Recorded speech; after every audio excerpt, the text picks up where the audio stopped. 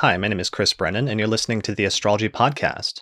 This episode is recorded on, Saturday, October 27th, 2018, starting at 4:04 p.m. in Denver, Colorado, and this is the 177th episode of the show. For more information about how to subscribe to the podcast and help support the production of future episodes by becoming a patron, please visit theastrologypodcast.com/subscribe. In this episode, I'm going to be talking with Austin Coppock about the concept of zodiac sign cusps, whether they're real, and what happens when you're born on a cusp. Hey, Austin, thanks for joining me for this. Hey, Chris.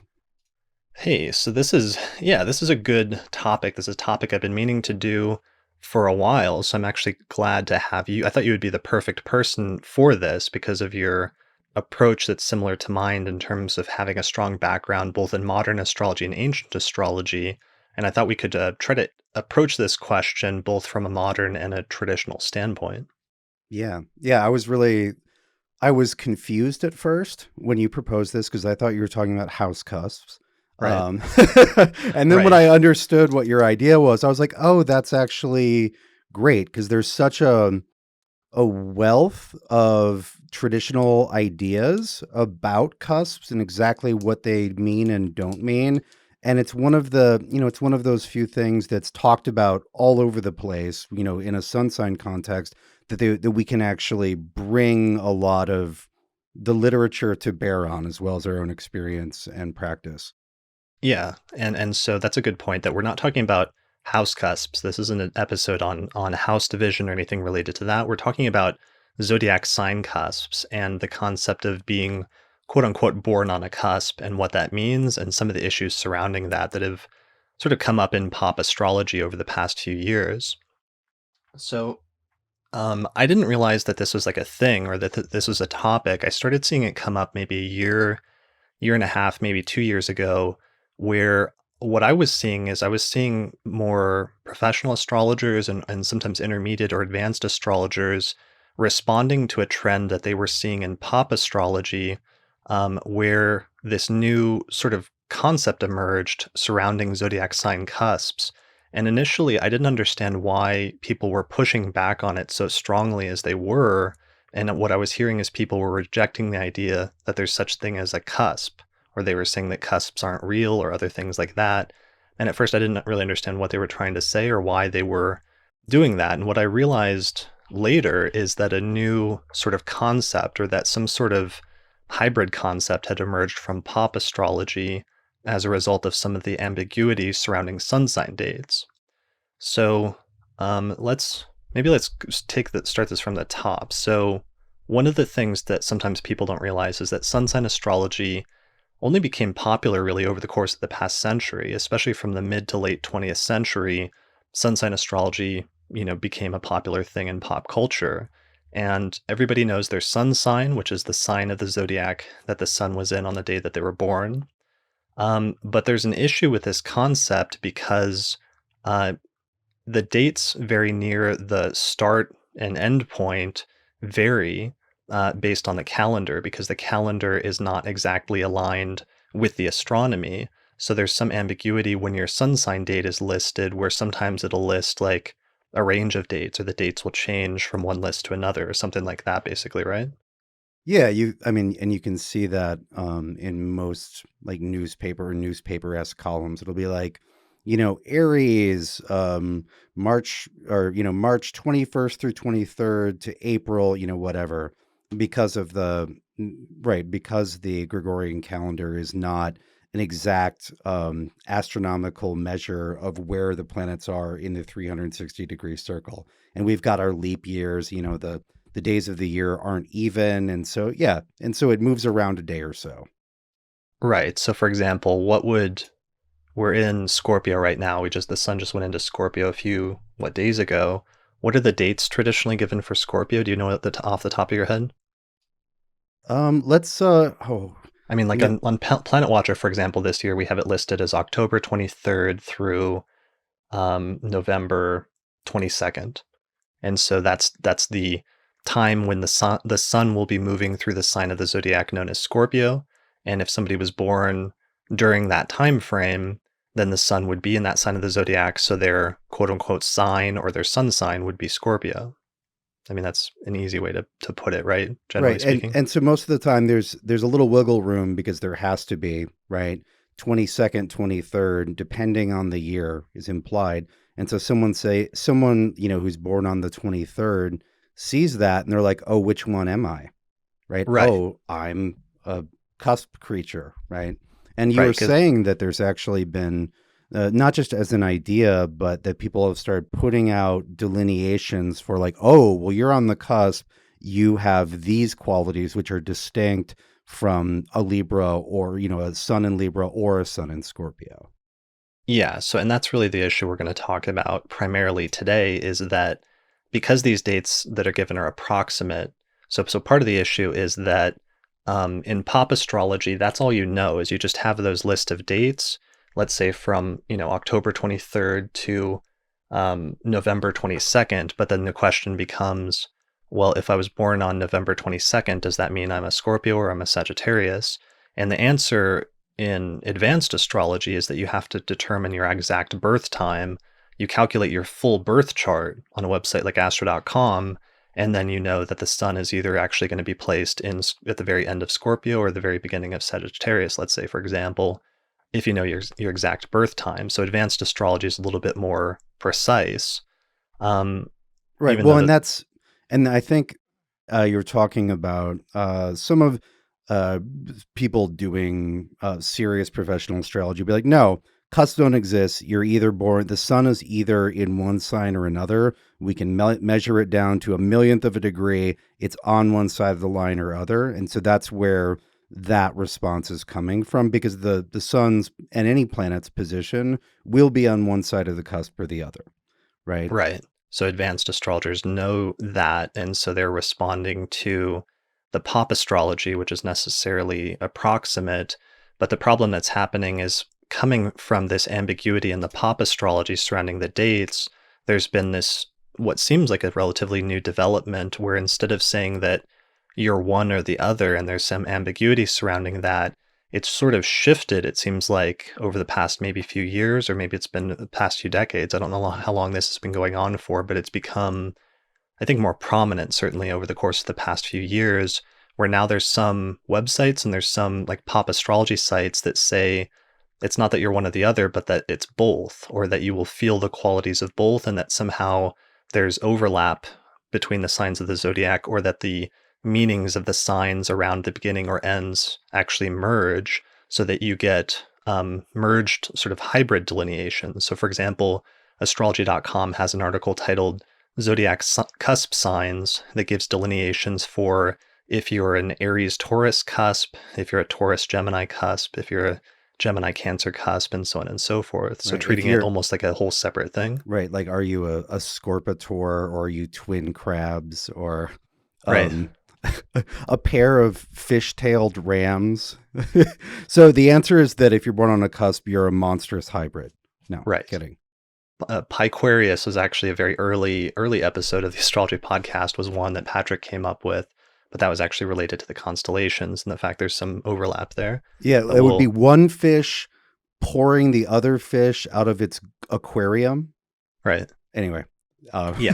So so that's the issue though, is so now this is for most oh, professional astrologers, that's a new development. The idea that there would be actually, sorry, I want to jump in. I remember, and I don't remember the book, but I remember Mhm. being like 20 years old and seeing some, like, one of the many like big book astrology that are, they're meant as coffee table books. And I Yeah. remember looking, I knew my rising, and I remember there was a special delineation for the cusps there, and it said that the Cancer Leo cusp was the cusp of power, and I was like, okay, Yeah. awesome. I'll At take least that. the it's better than the cusp of crushing defeat, right? Right. Right. Yeah, well, that's an interesting point then. I mean, we didn't research this that thoroughly in terms of the modern development, so that might be an interesting research project or paper for somebody to do at some point in terms of when did some of this start happening and how far back does it go versus how recent is it? But from our vantage point, it does seem like this treating it that there's a full merging of the signs at the cusps does seem like a relatively recent phenomenon on some level, right? Well, it's got to be it's at its most possibly ancient, it would be 20th century. Right, just because Right. sun sign astrology itself isn't really doesn't only goes back to like the 1940s or something. Yeah, I don't think even 19 I don't think like Safariel was writing almanacs with with was it Piquarius interpretations, or Right. I don't think Lilly was doing a whole lot of that. So I think again, at its eldest, 20th century. It's a product of sun sign astrology. Sure. And it seems to come out of confusion largely surrounding those dates for the zodiac sign things and for people not having moved to the next step in advanced astrology yet, which is actually casting their birth chart for their specific birth time, which will tell you that your sun is either in one sign or the other.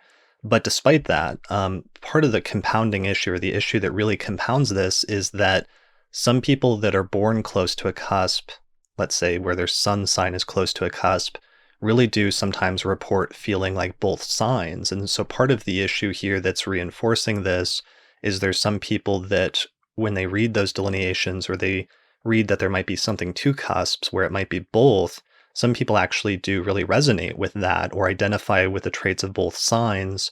And the question then becomes, why is that? Or what is the answer to why that's happening? And the most obvious answer that I think all astrologers immediately jump to, and anybody I've talked to, immediately goes to this answer, is that if you're born with the sun in one zodiac sign, there's a pretty good chance that Venus and Mercury could be in the adjacent sign, since Venus and Mercury are two personal planets that never get more than one sign away from the sun. And Well, so oftentimes, Venus can get two, right? yeah, it can get two signs. Sorry, you're right, I misspoke. So Venus can get two signs and Mercury can get only one sign away from the sun. But yeah, they're So they're always close, so the chances are very high.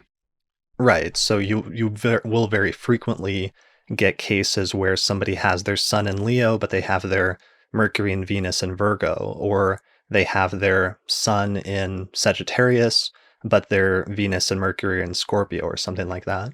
Yeah, all the time. And that's not even and that's not even counting the other planets, Right. right? Like It's just that Mercury and Venus are really likely to be there, but Jupiter and Saturn or Mars could be there, or Pluto, or whatever. So the chances of there being something in that next or previous sign is quite great. right. And so that becomes really relevant because then that could be then, or for most astrologers, that's usually the explanation that they will immediately jump to, or look to when they cast the actual chart. And that you'll often see when somebody says that they actually really strongly feel like one sign, even though their sun sign is something else. It's often because there's other factors in the chart that are really drawing things in that direction. So most astrologers, I think that's their initial attempt to answer and rationalize why somebody might feel like a cusp delineation that's blending both of them is accurate. It's because of other chart placements, or because in a person's actual birth chart, you're not just your sun sign, you actually have multiple planetary placements in different signs of the zodiac. Yeah, now that I'm thinking about it, with Mercury, if you're within the first or last degree of a sign, you're fully 50% likely to have Mercury in either the next or previous sign, right? Because it doesn't even get 30 away. And if you're at the cusp, then 50% in the next sign if you're at the end, and then 50% in the sign before if you're at the beginning. So, God, yeah, I didn't even calculate it until this moment. Even Mercury is a 50% chance if you're on a cusp. Right. So that's huge. So and maybe we should explain why that is. I mean, if the sun, even in just let's say purely modern astrology, often is associated with like the ego and other things like that, Mercury is often associated with the intellectual facilities, or at least the facility of communication and the way that the person speaks and communicates what's inside of them in some way, right? Yeah, and I would add to that that Mercury is not only the external deliverer of speech, it also has a lot to say about how a person thinks about their experience. The sun is a more unfiltered, unstructured light, whereas Mercury is encoding it. And if let's say you have the sun in the last degree of Pisces, but you have Mercury in Aries, so you're literally encoding everything and speaking about it in an Ariesy way, and you don't have the perspective of a whole chart, then absolutely you're going to think that you're a fish ram. Right. Yeah, because you literally are like a blend of those, like your psyche or whatever it is about you that is representative of who you are in this life does end up having a blend of different, or not a, let's not say a blend, it's different elements of those signs end up blending together on some level to create the different components of your personality. Yeah, absolutely. Right. There might be like the core of self, but if you're always thinking and talking like this other thing, and you think that you need to define yourself in terms of one symbol, then you're going to have to include that. Right. And that's really even just like externally, that can be even more notable. For example, like especially with certain combinations, like if somebody has like their sun in Scorpio, but their Mercury's in Sagittarius, that person communicates and sometimes thinks in a way that's much differently externally, so that they might not come off like a Scorpio, let's say initially, because the way that they're actually communicating with you is so much more like, let's say, Sagittarian. Right. You're not going to get that. You're not going to get that like sort of sneaky brooding stereotype quality associated with Scorpio with a Sagittarius Mercury. Sag Right. Mercury is much more like a bullhorn. Right.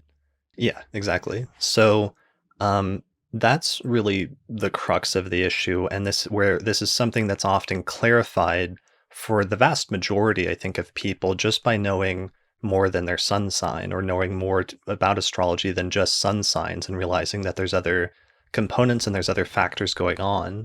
But the broader question, the broader discussion I wanted to have with you once we establish that baseline is that all it is, or Right. is there more? Like, for example, is there any traditional or practical validation of the idea of sign cusps? Or, what do we do with sign cusps? Does sign cusps have any meaning or any relevance that we should still talk about once we've cleared away the basic answer to that question? Is there any sort of more nuanced discussion that we need to have beyond just rejecting the idea that sign cusps are a thing? Because that's the concern I have, is that the pushback is almost going too far, where it's saying there's absolutely no symbolic significance to sign cusps, and that's not quite true either from a modern practical standpoint, or even traditionally. If you go back and look at the astrological tradition, there are some striking ways that the beginning and end of signs are often interpreted in different astrological traditions. Yeah, they're significant boundaries, and when you come up close to a boundary, you've just crossed it. That's much more so that's a special position relative to just being in the middle of an area. The difference between just being in a country, like I'm in the United States, but if I just crossed in from Canada or Mexico, I'm going to have a very particular experience of the United States, right? Or if let's say I'm taking a trip to Vancouver and I'm literally waiting in line to get across the border, right? That's different. The framing is very different. And what we found with just a little bit of research is that um, astrologers from a number of different points in history and on the map agree entirely. They don't necessarily all agree with each other, but there are a lot of special conditions that are framed around those sign boundaries. Right.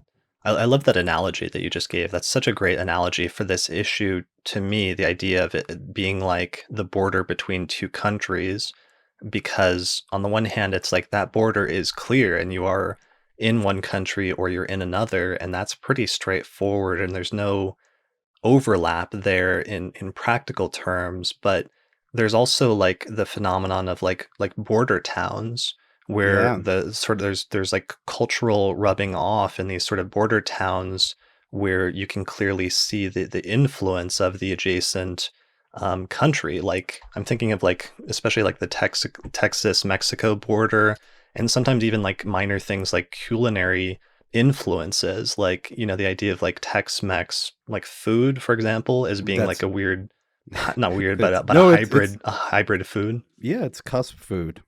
Right.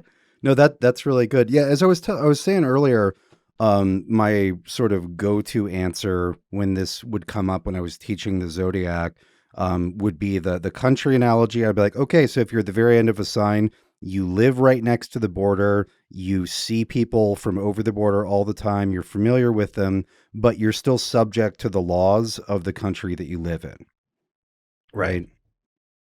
Yeah, and that's an important one maybe to start with. When I was talking to Lisa Scheim about this recently, I mean, she pointed out one of the differences that is very stark that's worth, starting on is just that in one sign of the zodiac, it's going to be ruled by, the entire sign will be ruled by one planet. Whereas when you move to the next sign of the zodiac, that entire sign will be ruled by a completely different planet. And so, in that way, there is a stark difference between one sign of the zodiac and another, both in a qualitative sense as well as in a practical sense in terms of how astrologers work with the signs of the zodiac in birth charts or other types of astrological charts.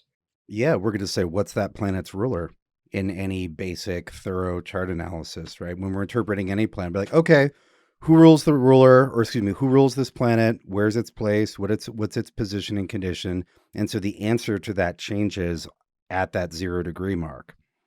Right. And so that's part of what I was trying to communicate in a non-technical way by saying, what law are you subject to? Right. Mhm. If you're at 2949 Pisces, you're still subject to the law of Jupiter. If you're at 01 Aries, even though you can reach out and touch Pisces with your hand, you're now in Mars's domain. Yeah, and that's a huge shift. I mean, that's a good one, Pisces versus Aries, where you go from being ruled by Jupiter in a water sign to suddenly Mars in a fire sign. That's a huge shift qualitatively. Yeah. And so, what I think both of us I found at different points in different places in the tradition is that a lot of astrologers using different and similar frameworks have ways. There's an agreement that that's a confusing place.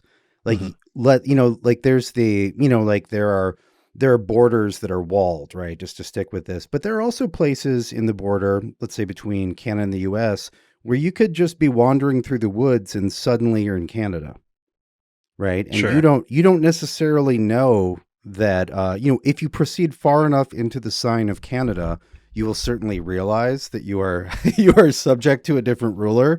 But if you're a third of a degree in, you may not have talked to anybody. Nobody may have told you you're in Canada yet. Um, and likewise, if you're just crossing through the woods, you might think you're already in Canada, but actually it's going to be about 20 minutes until you hit the official border. And that there's a confusion there about what rules apply. And I know I'm excited to talk about the 30 different texts that talk about this in different ways, but there's a general agreement that it is specific space, even though the rules apply. The native themselves may not be aware of them, may have a hard time acting in accordance with them, et cetera, et cetera. Yeah, I like that idea that there's some borders that are more porous than others.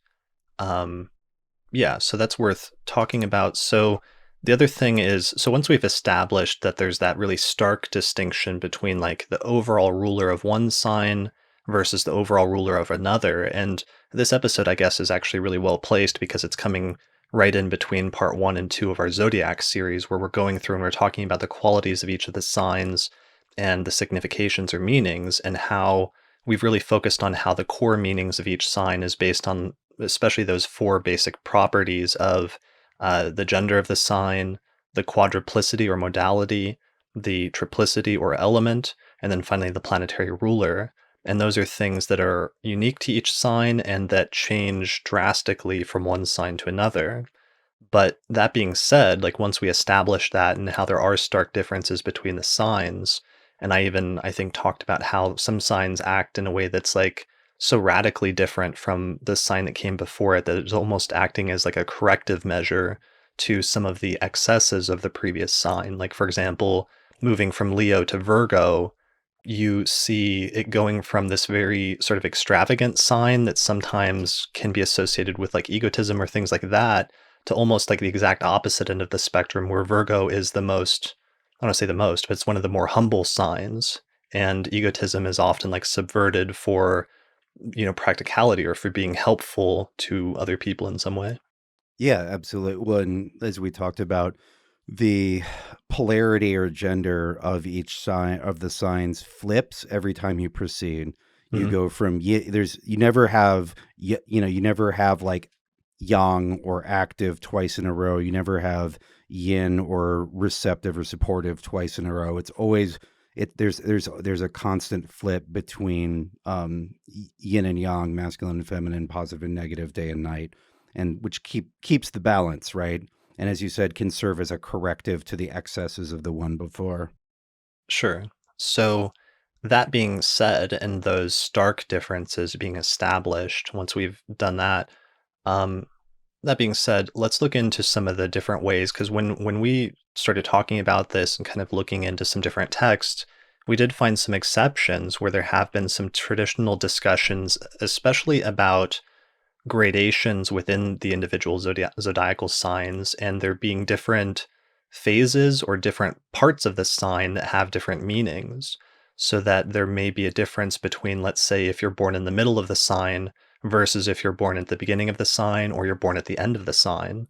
And that actually, I think, is not irrelevant. That's actually very relevant to this issue and needs to be included in part of the discussion. And that's what makes me nervous about pushing too much back against this idea of a hybrid sign cusp, that sometimes it might be going too far in not acknowledging some of the important traditional variations within the signs that actually might relate to or might actually be contributing to this issue on some level.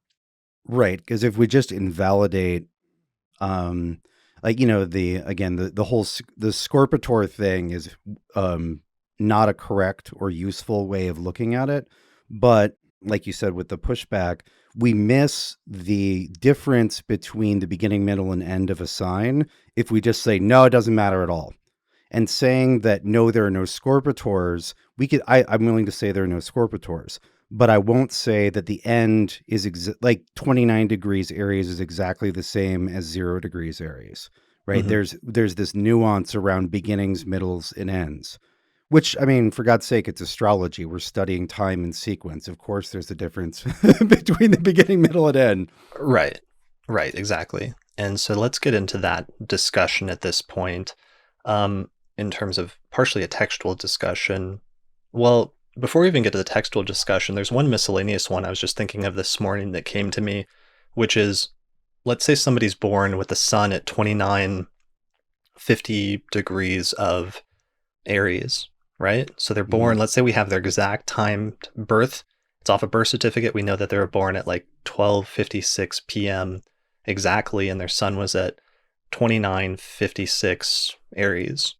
So one of the things that's kind of interesting to think about is that by timing, by secondary progressions, if you do that person's secondary progressions, very shortly after that person is born, their sun will actually move by secondary progression into the sign of Taurus. And therefore, most of the first few decades of their life, like the first 30 years, basically, then will be having them experience secondary progressed sun moving through Taurus rather than, and even though their sun was originally in the sign of Aries when they were born. So the sun sign position of the sun at Aries is still dominant and is still relevant in terms of characterizing the person's overall birth chart. And there might still be a question about how you use secondary progressions and to what extent things like secondary progressed sun actually do influence the character, the personality to any extent. But it's actually interesting or worth thinking about how a person born with the sun very close to a sign cusp, even though they're born in one sign, experiencing the whole developmental phase of their life in another sign could have some sort of impact on them in some way. Yeah, well, and conversely, if you're born at 10 minutes into Aries, then you would spend the maximum amount of time with both your natal and progressed sun in the same sign, right? Right, that's Because, a good point. like I was born with a sun at 15, basically. So first 15 years, Pisces, next 15, Aries, or next 30, Aries, right? Whereas, the most you could possibly have for an overlap between those two would be 30. And if you were born at, 10 minutes into Aries, then you would have max. Whereas what you're saying, if you're born at the end, then you have minimum, both of which are the extremes of possible the extremes of minimal and maximal overlap between progression and natal. Right. Because that's kind of an interesting thing that's a little bit underexplored in astrology, which is to what extent is what we experience as our birth charts and the characters of the signs of the zodiac, especially in the way that that manifests in character traits in some instances, especially if it's connected with personal planets or the ascendant or the ruler of the ascendant or something like that, therefore manifesting in the person's character and identity. How much of what we experience through that is just due to having the natal placement in that sign versus how much of that is influenced by those placements getting activated in some ways by later timing techniques where you have transits that come up and hit those natal positions or where those natal positions were in the birth chart, or you have secondary progressions that keep moving and then activate certain positions relative to the natal chart or what have you. There's this interesting question about the role of transits in influencing the natal placements and really being, in some instances, the triggers or the causes of later experiences and later events that occur in our life that then bring out some of those character traits that otherwise might just be dormant within us, but not necessarily fully awakened or fully activated. Yeah, yeah. Well, and that's right. That's a crucial issue. One of the ways of thinking about that I like that is more common in Vedic astrology or Jyotish is they talk about that's when you get the fruits of those positions, whether it's bitter fruit or sweet fruit. The idea is, the implication is the tree was there the whole time, but then you taste the fruit of that position when it's activated, for example, by Time Lord, right? That's where you see the result rather than just like, sure, that's in you, potentially invisible, but then there's a period where it's enacted by people, by yourself, et cetera, et cetera.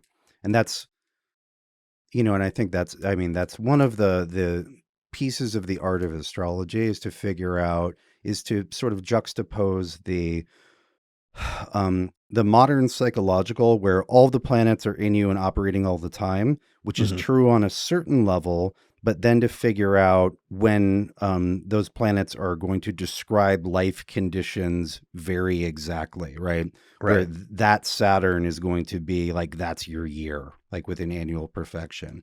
It's like, oh yeah, there's a fear of this and a fear of that. And then that year you live that out, right? Right. Like the year that your house burned down or that you won the lottery or some like objective concrete circumstance that was not a result of a psychological thing. Right. It wasn't just it wasn't just a predisposition. Right. And because in my experience, astrology operates on both those levels, Yeah. but you have to be careful not to conflate those levels, Sure. right? Just because somebody might, people have, some great success things in their chart, but you read for a 24-year-old and you look at the Time Lords and you're like, oh yeah, and that'll, you really get to taste that fruit when you're in your mid 40s. Like Right. the life has that, right? But that doesn't mean like you can see it right now. Right. And you might Yeah. like secretly suspect that you're awesome and going to be really successful, and secretly doubt that. But the again, the timing might be next year, or it might be when you're 70. Sure. Yeah, and I mean, part of what I was saying also though goes back to that psychology debate that happens, the nature versus nurture debate in psychology, which is essentially the question of how much are certain aspects of behavior a product of either like inherited genetic traits that are there lying dormant in you that eventually are awakened at different points in your life versus how much of our behavior or psychological traits are acquired or learned characteristics that come from especially like early childhood experiences. And that's the area where modern astrology has done some really interesting, modern psychological astrology has done some interesting things looking at early cycles of development that happen in terms of transits and how sometimes that can coincide with important turning points in a person's psychology and stuff where things can go sometimes one way or another. But I think that that might be relevant here in this discussion in some way when it comes to the birth chart placements and the things that are almost like genetic in us in some way that are there from birth versus the transits that we have after birth that indicate important turning points, especially developmentally as we get older. Yeah, that makes sense. Sure. So I guess I just bring that up because there's this issue where transits that happen could be very important in dictating psychological development later on. And if you do have a shift like that, where your sun is inherently like in one sign, or another planet is inherently one sign, but then you go through the whole early phases of your life with it in another sign, hey, that could be relevant in terms of altering things in some way, or maybe that needs to be taken into account. Yeah, actually, so I'm going to jump to some of the stuff that's later down on my list because I feel like it's perfectly appropriate here because we're talking about activating planets. Sure. And so in Vedic astrology, especially in the Parashara tradition, which I've been studying, there are several specific qualities which are ascribed to a cuspy planet, and they're different definitions for different issues, right? And so This is in Parashara, you said? yeah. So And in the Parashara is like it's one of the earliest Indian astrological texts on natal astrology that survives, and I think Pingree dates it to around like the 7th or 8th century. I think was his best guess. that's what I've heard a lot of dates, and I'm not Okay, I'm well, not it's a gonna highly well, controversial because some what we can say with certainty is that the BPHS or the Brihat Prashara Hora Shastra BPHS is widely and highly regarded right. as an authoritative text in Vedic astrology, and not by everybody, but by a lot, and that's the school I've been studying with Freedom Cole and the Sanjay Roth lineage. Sure. And so Parashara gives us several conditions that are absolutely dependent on cusps. So we have so cusps are several of the cusp conditions are categorized under doshas, which are specific flaws in time.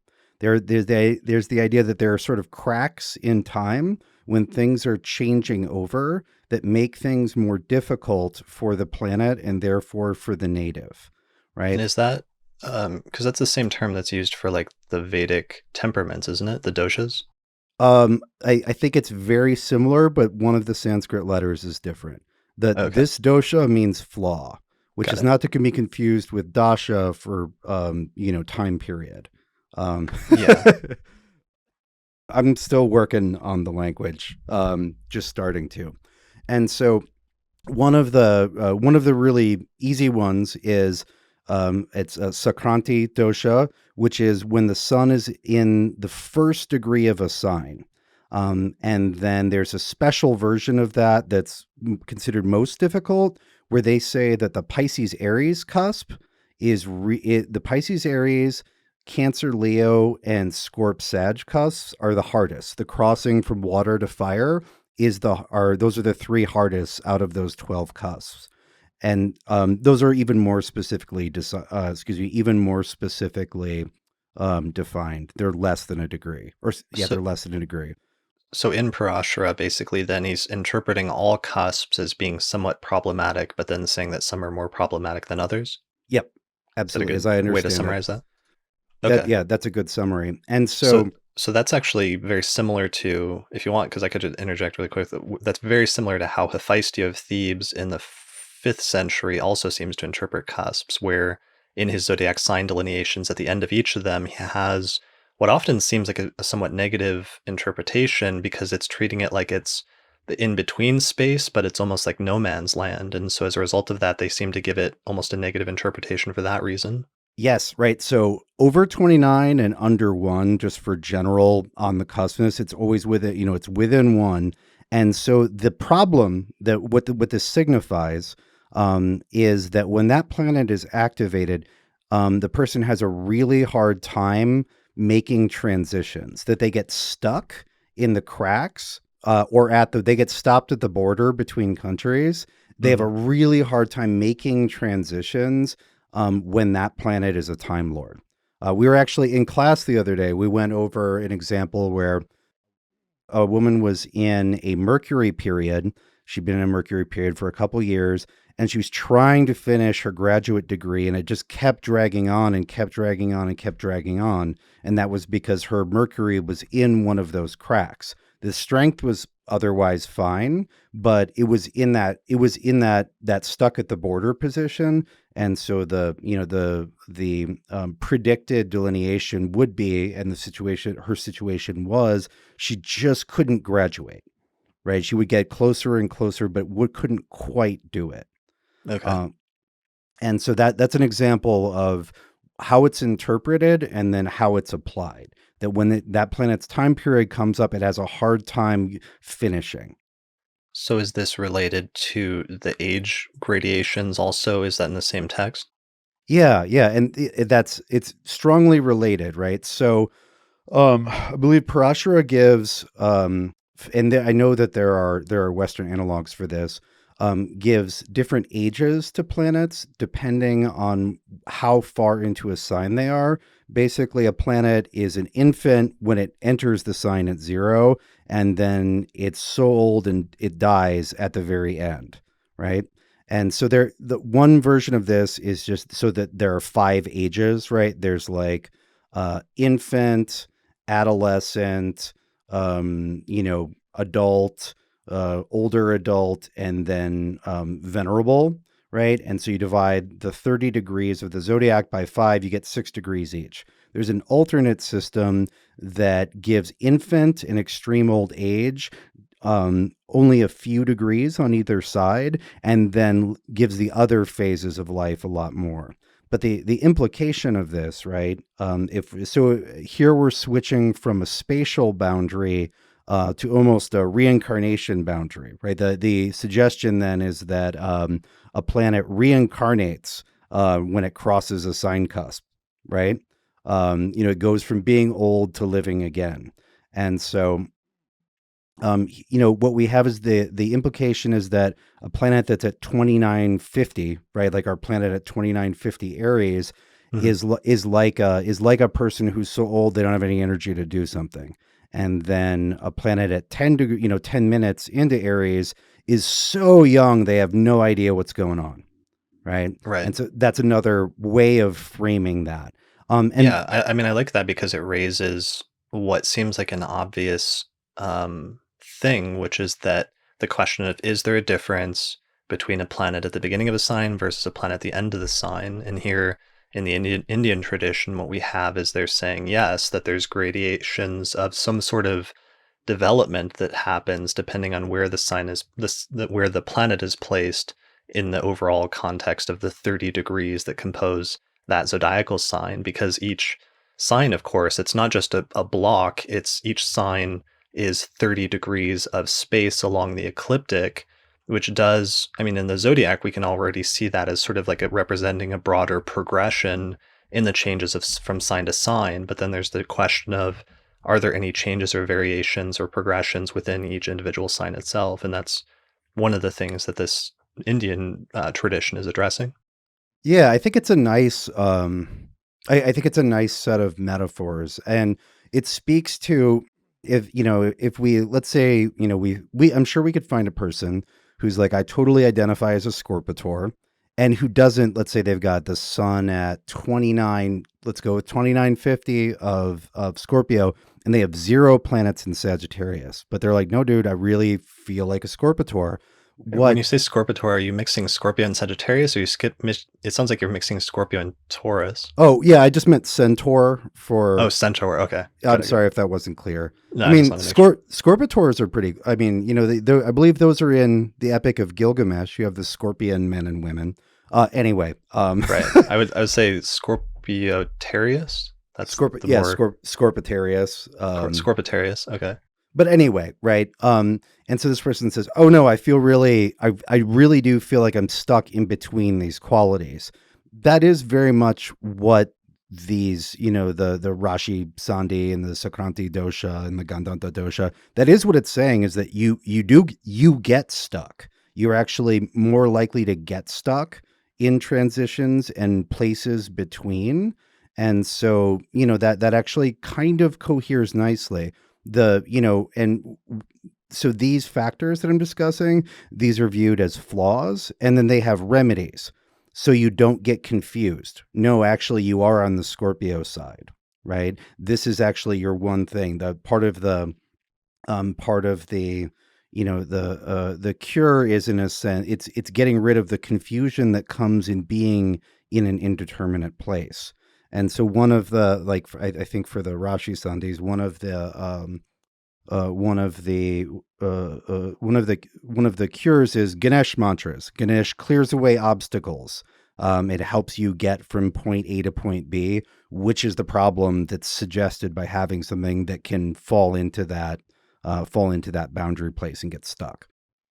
Interesting. Yeah. Running into a boundary or running into an obstacle, and Ganesh being, that's funny because Ganesh is traditionally like the remover of boundaries. I've always heard that, but in this context, that would make a lot more sense. Remover of obstacles. Obstacles. Okay. Right.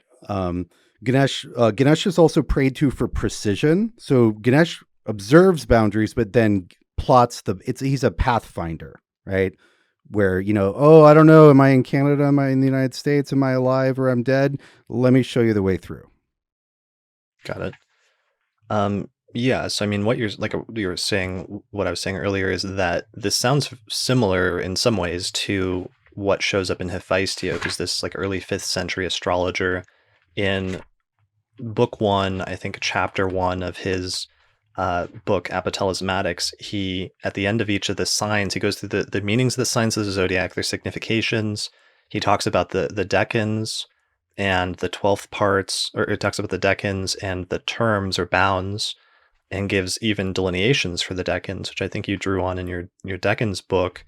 But right at the very end of each section for each sign, he gives some delineations for what happens when the person has placements that fall in the cusp. And what he calls it is the interstice, the place in between. Most of them are often negative, though. He often gives negative delineations, like one of them is, and the interstice between, it looks like Capricorn and Aquarius, says makes those who are expelled or devoured by a beast. So not a very positive delineation. But that notion being expelled of like falling maybe through the cracks, I think that, as you were saying earlier, maybe being part of the underlying thing there. Yeah, we were talking about that. And you read a bunch before we got on. You read me a bunch of the horrible things that Hephaestion says, Right. and a lot of it's like fall. It comes down to, we'd say, oh, she fell through the cracks, right? That's what you'd say at the funeral, right? You're like, oh, just didn't get help when they needed it, this and that.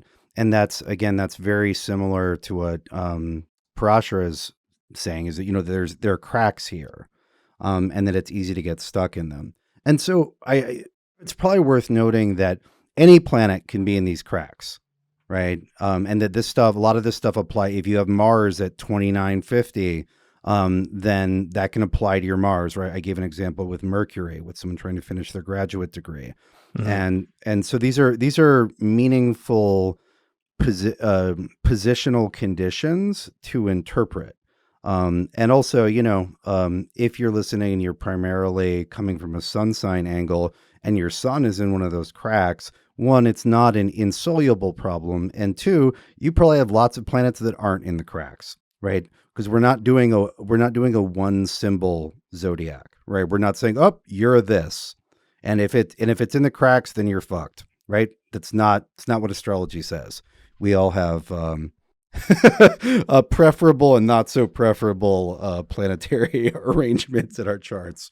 Yeah, and that's one of the problems I think modern people often have reading the ancient texts, is they'll usually give in the delineations like the extremes. They'll give like best case scenario and worst case scenario for whatever the placement is, so that you're supposed to understand that this is like the extremist manifestation possible, but that most people, due to different mitigating factors, will fall somewhere more in between. So it's sort of like the unstated implication in every pre-modern text is, given absolutely nothing to contradict it, this is what it looks like. Sure. So just one more delineation from Hephaestion with that proviso out of the way. He says, there's another cusp. I won't state which one because the point is just giving an example, not necessarily focusing on one particular cusp. So he says, those brought forth upon the interstice of this cusp between these two zodiacal signs will be silent, and he will be near to the gods, and some will die unmarried. And this is right after he gives the decan delineations. So I think he's talking about the rising degree being on the cusp between these two signs. Right, and that's one of the more intense flaws in time are for the rising, right? Like it's like these things matter for planets, but it matters a lot more if you're rising is on one of those. And then there are also there's some stuff for the boundaries between the lunar mansions or nakshatras, and that's part of why in that Indian system that the Pisces, Aries, Cancer, Leo, and Scorp Sag cusps are considered more severe breakage points, because that's where the nakshatra or lunar mansion boundaries line up with the sign boundaries. So right. in a sense, it's a double void or a double transition, as opposed to just by sign or just by mansion. Yeah, well, that raises a really important issue where, to me, it almost seems like this could be more of an issue, especially in the sidereal zodiac, because in the sidereal zodiac, you do actually, if you look at the constellations, so let's say not just the abstract 12, exactly 30-degree signs of the sidereal zodiac, but let's say look at the constellations themselves, there's some that actually overlap a little bit, like Pisces and Aquarius, which comes up in the whole Age of Aquarius discussion. And I think that was where the Piquarius thing that Patrick came up with, it was in one of the early Age of Aquarius discussions. The Age of Piquarius. Yeah, and we had a lovely listener who drew an awesome like illustration of Pisces and Aquarius merged from that discussion. But in the sidereal zodiac, you do have overlaps of some constellations, or in other areas, you have constellations that are super far apart. So there really is like nothing happening in between. So almost sidereally, there's more of an issue there. Yeah, I was actually, so when I was looking through my books, I was like, oh, I remember there's something in Ibn Ezra right now. I was just paging through and I would get distracted. One of the things that I don't usually think about, but that's in a lot of old books, is the difference between dark, bright, and smoky degrees. Mm-hmm. And that is almost certainly a sidereal, originally a stellar set of factors. Is that degree bright because there are bright stars there? Yeah, probably. Is it smoky because there's some dim stuff in the background, but it's not, bright or dark? Or, oh, is it there's just nothing there? It's primordial void. And so a lot of, a fair amount of this tends towards this language of absence or falling into a crack or getting stuck in something, or being outside of the how should we say the standard order of being. That example you just gave from Hephaestio, like the person being silent and close to God, that person is sort of outside the normal order, right? Or the person, what was the other condition that they could be in? But it was they're outside the normal order, right? And that there does seem to be a like crossing. There's like a micro abyss to be crossed, it seems.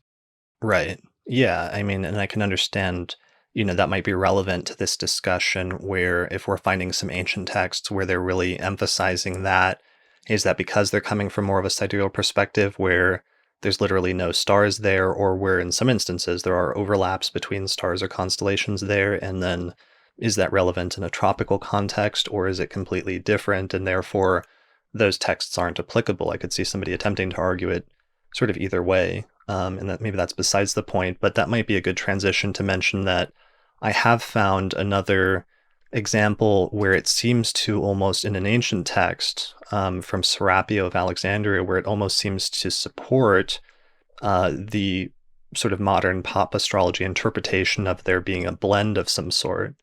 So here's the text. So it's from this author, this Hellenistic author who wrote in Greek. his time period is very uncertain. It might have been around the 1st century CE or 1st century AD, and his name was Serapio of Alexandria, and we have a text that summarizes supposedly a bunch of different things or a bunch of different points that were made in different parts of his works.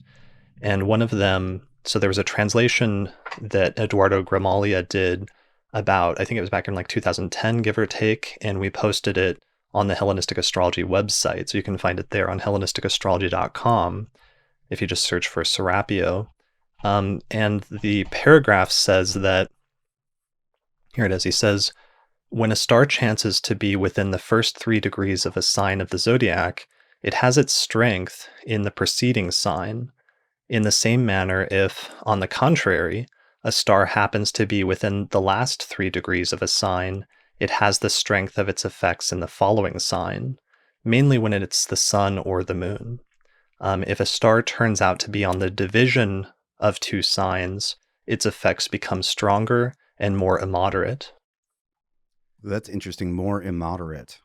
Yeah, a moderate. So lacking in moderation for some reason when it's on the division between 2 signs. But it's like the point that I usually focus on is the first one, because then it becomes this question is where it seems in a relatively straightforward reading that it's saying if it's in the first 3 degrees of the sign, it says it has its strength in the preceding sign, versus it says if it's in the last 3 degrees of a sign, it has its strength of its effects in the following sign.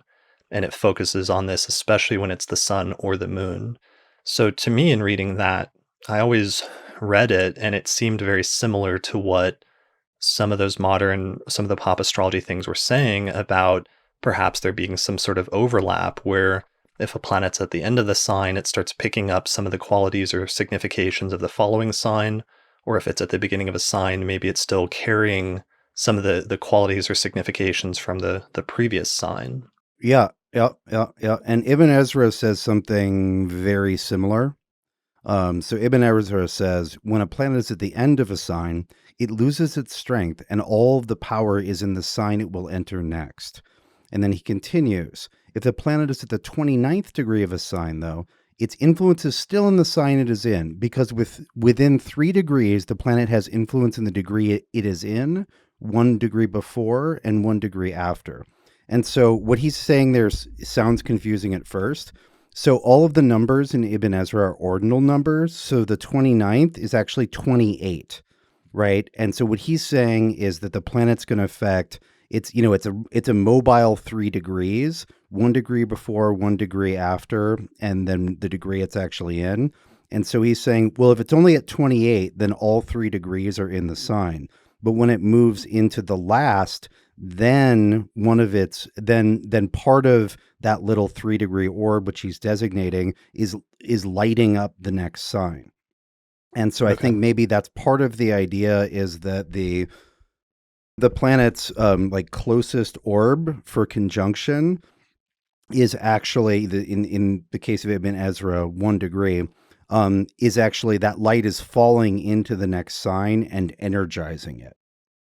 Yeah, well, because part of the issue there is it might be an issue with the aspect doctrine, because and that issue where ancient astrologers, especially in the Hellenistic tradition, but even a little bit into the medieval tradition, were using both sign-based aspects and degree-based aspects.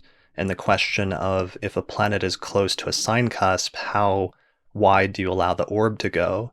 And one of the interesting things about that is that classically in Hellenistic astrology, they didn't usually really define orbs. They did give the moon 13 degrees or 12 or 13 degrees, which is its average daily motion.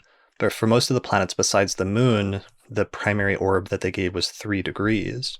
So that could be where some of this stuff is coming from with some of these sign boundaries and talking about like a almost 3 degree distance at the beginning and end of the signs, because that was kind of partially the traditional orb that was given that would have applied to out of sign aspects, and those exceptions that they would have given to sign-based aspects where they would have said that the orb of the planet or the ray of the planet's light would actually still be crossing the sign boundary. Yeah, absolutely. And then I want to give Ibn Ezra's other statement.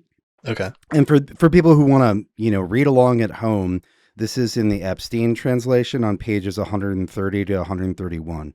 So this And is so, Mira Epstein, published by Arhat Publications, and and there's this some is commentary by hand, I believe.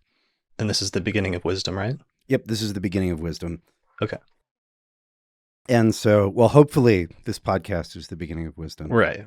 This is, and hopefully not the end. Or just, or at least I'll certainly settle for an installment of wisdom, or at Right. least a little clarity.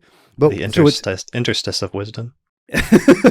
and so so he said that about a planet at the end of the sign, but in a different section, he says any planet that is positioned at the beginning of the sign is considered weak until it reaches 5 degrees away from it.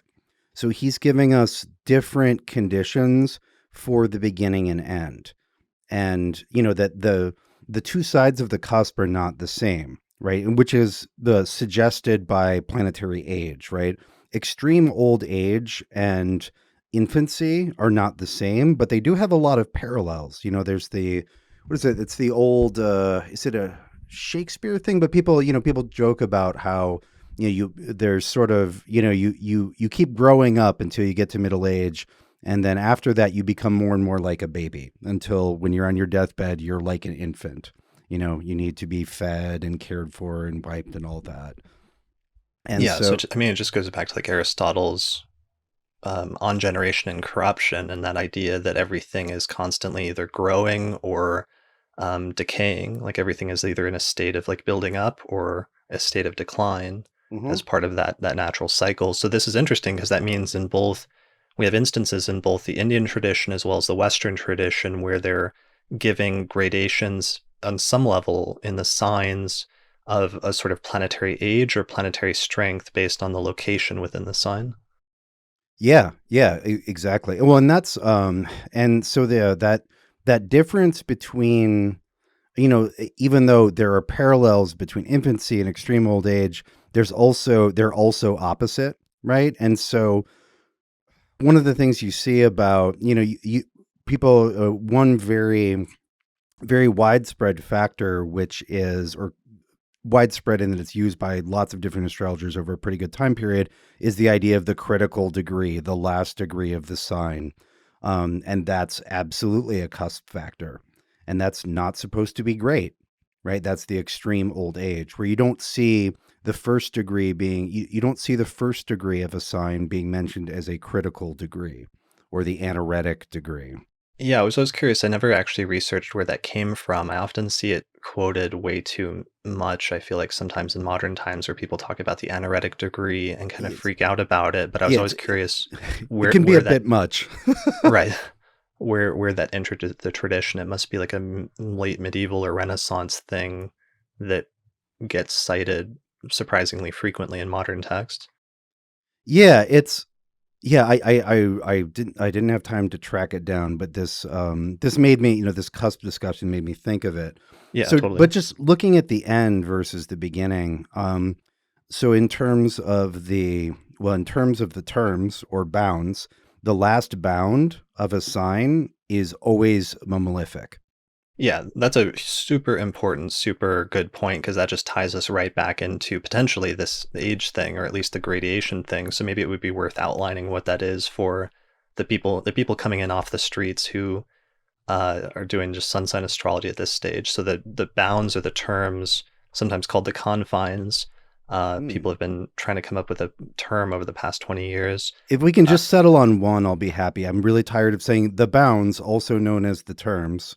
I never say terms because it's too confusing. Even though that's the Renaissance standard, I always say I stuck with bounds. Like bounds was my thing. Confines, while conceptually is closer to what the actual meaning is too clunky for me to say. Whereas bounds, and bounds was Schmidt. I should give Schmidt credit because Schmidt's the one who, when he was translating the Hellenistic Greek text in the 90s, he was trying to look at the Greek text and then come up with an honest literal translation of what that term meant in English, instead of just like immediately adopting whatever the current English usage was. He was trying to like think carefully about actually translating the Greek term, because once you do that, it turned out that many of the Greek terms had underlying meaning and philosophical or conceptual symbolism built into them that you were supposed to be able to access if you understood the original term.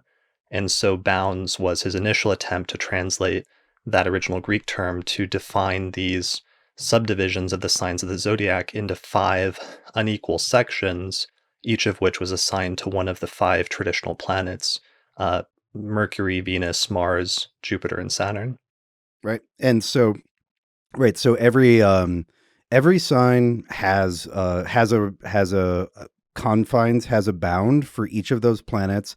They're in different order in a lot of the signs, and they're of unequal lengths, and the unequal lengths don't stay the same between signs. And so they're a bit of a pain because the rationale behind them is much more difficult to ascertain, but they're in basically every text of astrology for 1700 years. And so we can't just ignore them. But Yeah, one of the things that's frustrating is that it's not clear what the rationale is for the most popular or widest used set of bounds, which is called the Egyptian bounds, which may have been the very first one introduced. Which may or may not be Egyptian at all. Right. Well, it's probably called the Egyptians because it was probably introduced in the text of Nechepso and Petasiris, who were like the famous. It was a text that was written sometime around the 1st century BCE that was attributed to an Egyptian pharaoh and a priest, but it was probably not written by an Egyptian pharaoh or priest. It was written by somebody that was using that as like a literary conceit in order to introduce this new approach to astrology that they wanted to introduce, which interestingly goes back to our Parashara discussion, because that's exactly, in my opinion, what Parashara is it's somebody in the 8th century who wants to publish a text on astrology, and instead of taking credit for it themselves, it was sometimes in some ancient cultures made more sense to attribute it to an ancient or a mythical or philosophical figure for different reasons. Oh yeah, Parashara is the like grandson of a god and the child of an immortal sage and an immortal sage himself. Parashara is in many ways like Indian Astro Hermes. Right. You know, but then it's like the problem is that sometimes there's people in modern times that are like, no, it was actually Parashara was actually a guy that lived 10,000 years ago and was like received insight directly from a god or something like that. Yeah, it's Parashara is a legendary figure, right? Sure. And with not like strict Greek god Hermes, but like culture hero, creator, civilizing knowledge bringer Hermes. Who's widely regarded. That's the Hermes Thrace Great and all that. Like that, there might have been a guy who got legends wrapped around him, but it's that sort of indeterminate figure. Right. Yeah, there's a bunch of those in ancient astrology, I guess, is always trying to say, but in the Western tradition, there's usually less of an issue being like, yeah, this wasn't actually an Egyptian pharaoh. It was probably some guy that just attributed to somebody named, Nechepso. And then as a result of that, we have techniques that come from that text that are attributed to the Egyptians 2,000 years later. Yeah, that's actually, I mean, that's a fun issue in of itself. But back to the matter at hand. So Right. one of the few regular features of the bounds is that every sign's last bound, its last, division, is always either Mars or Saturn. So every sign always ends on a malefic note. There's Right. no sign which ends with Venus or Jupiter or anything but Mars and Saturn. That's one of the few patterns in the Egyptian bounds that are recognizable, that people have tried to use to do something with in order to figure out what the rationale is. Yep. And so that this speaks to, and where's the anaretic degree? It'll be the last degree of what is always going to be the bounds of a malefic. And there are a number, as you know well know, but for the listeners, there are a number of techniques that say, okay, to determine the length of life or to determine how this is going to go, figure out whether this planet is in the bounds of a benefic or the bounds of a malefic. And if it's in the bounds of a malefic, then, bad delineation or, negative delineation. So we have that, the end being difficult or more difficult, attested to in the bounds of every planet. And then I don't know if we were talking about this or I was just thinking about this, but I think we talked about it. The moon will almost always be void of course once it gets that far into a sign. Using the the modern definition. There's like three different definitions of void, of course, but yeah, that's important. That's an important point. Right. In the sense that it won't, yes, you using the definition, respecting the other definitions, but using the definition that the moon will not complete an aspect with any planet before it leaves the sign. Right. The moon in the last degree of a sign will 99% of the time be void, of course, according to that definition. Yeah, that's interesting because that then goes back to that whole like falling between the cracks thing that we were talking about earlier, and then has almost like another overlapping meaning of why symbolically that might be the case. Yeah, totally. Well, and that's true with, there's no planet which is quite as dependent upon aspects with other planets as the moon. But it does mean that there's no way that like that the planet a planet that far into a sign isn't going to encounter anything else before it leaves. No more challenges, no more boons, no more discoveries. Like it's kind of all over, but the new thing has not yet begun. Right.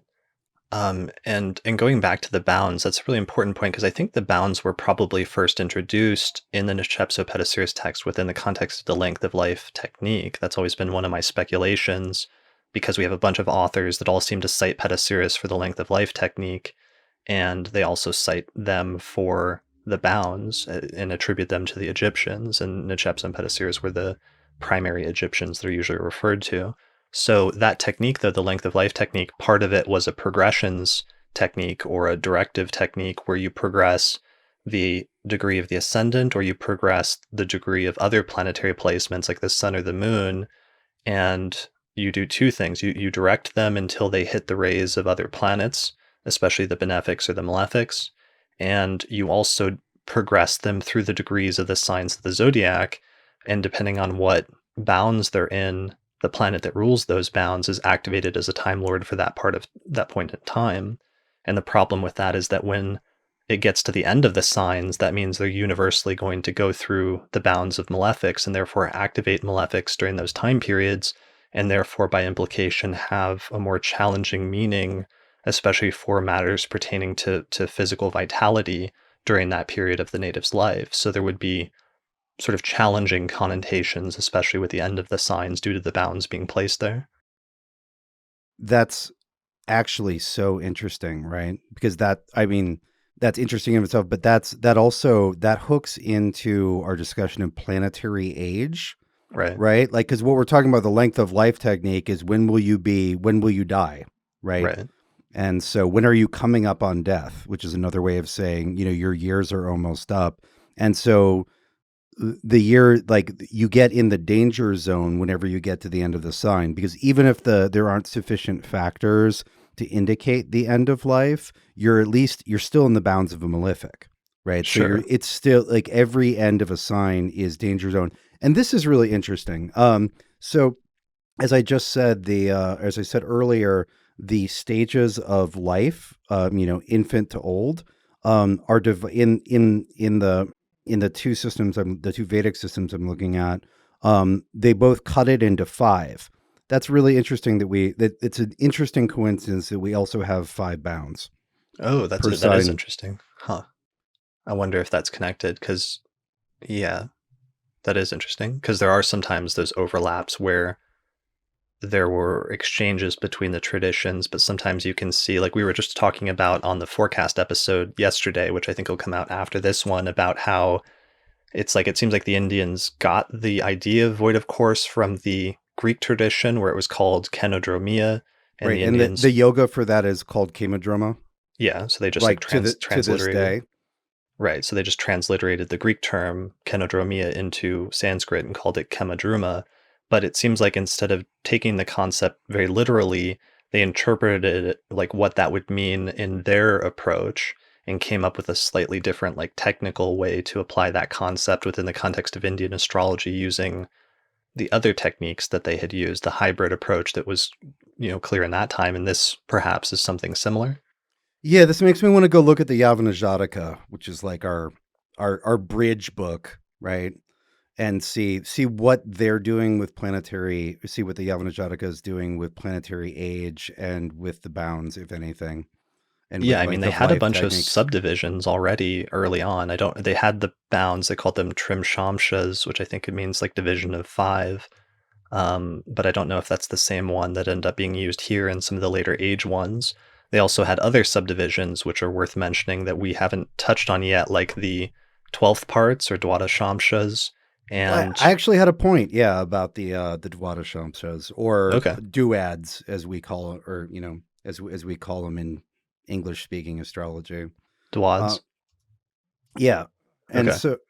so one of the points about divisional charts that I wanted to mention. So anybody who studied Geotish knows their divisional charts. You got the D3, the D7, the D9, the D12, the D20, the D60, et cetera, et cetera.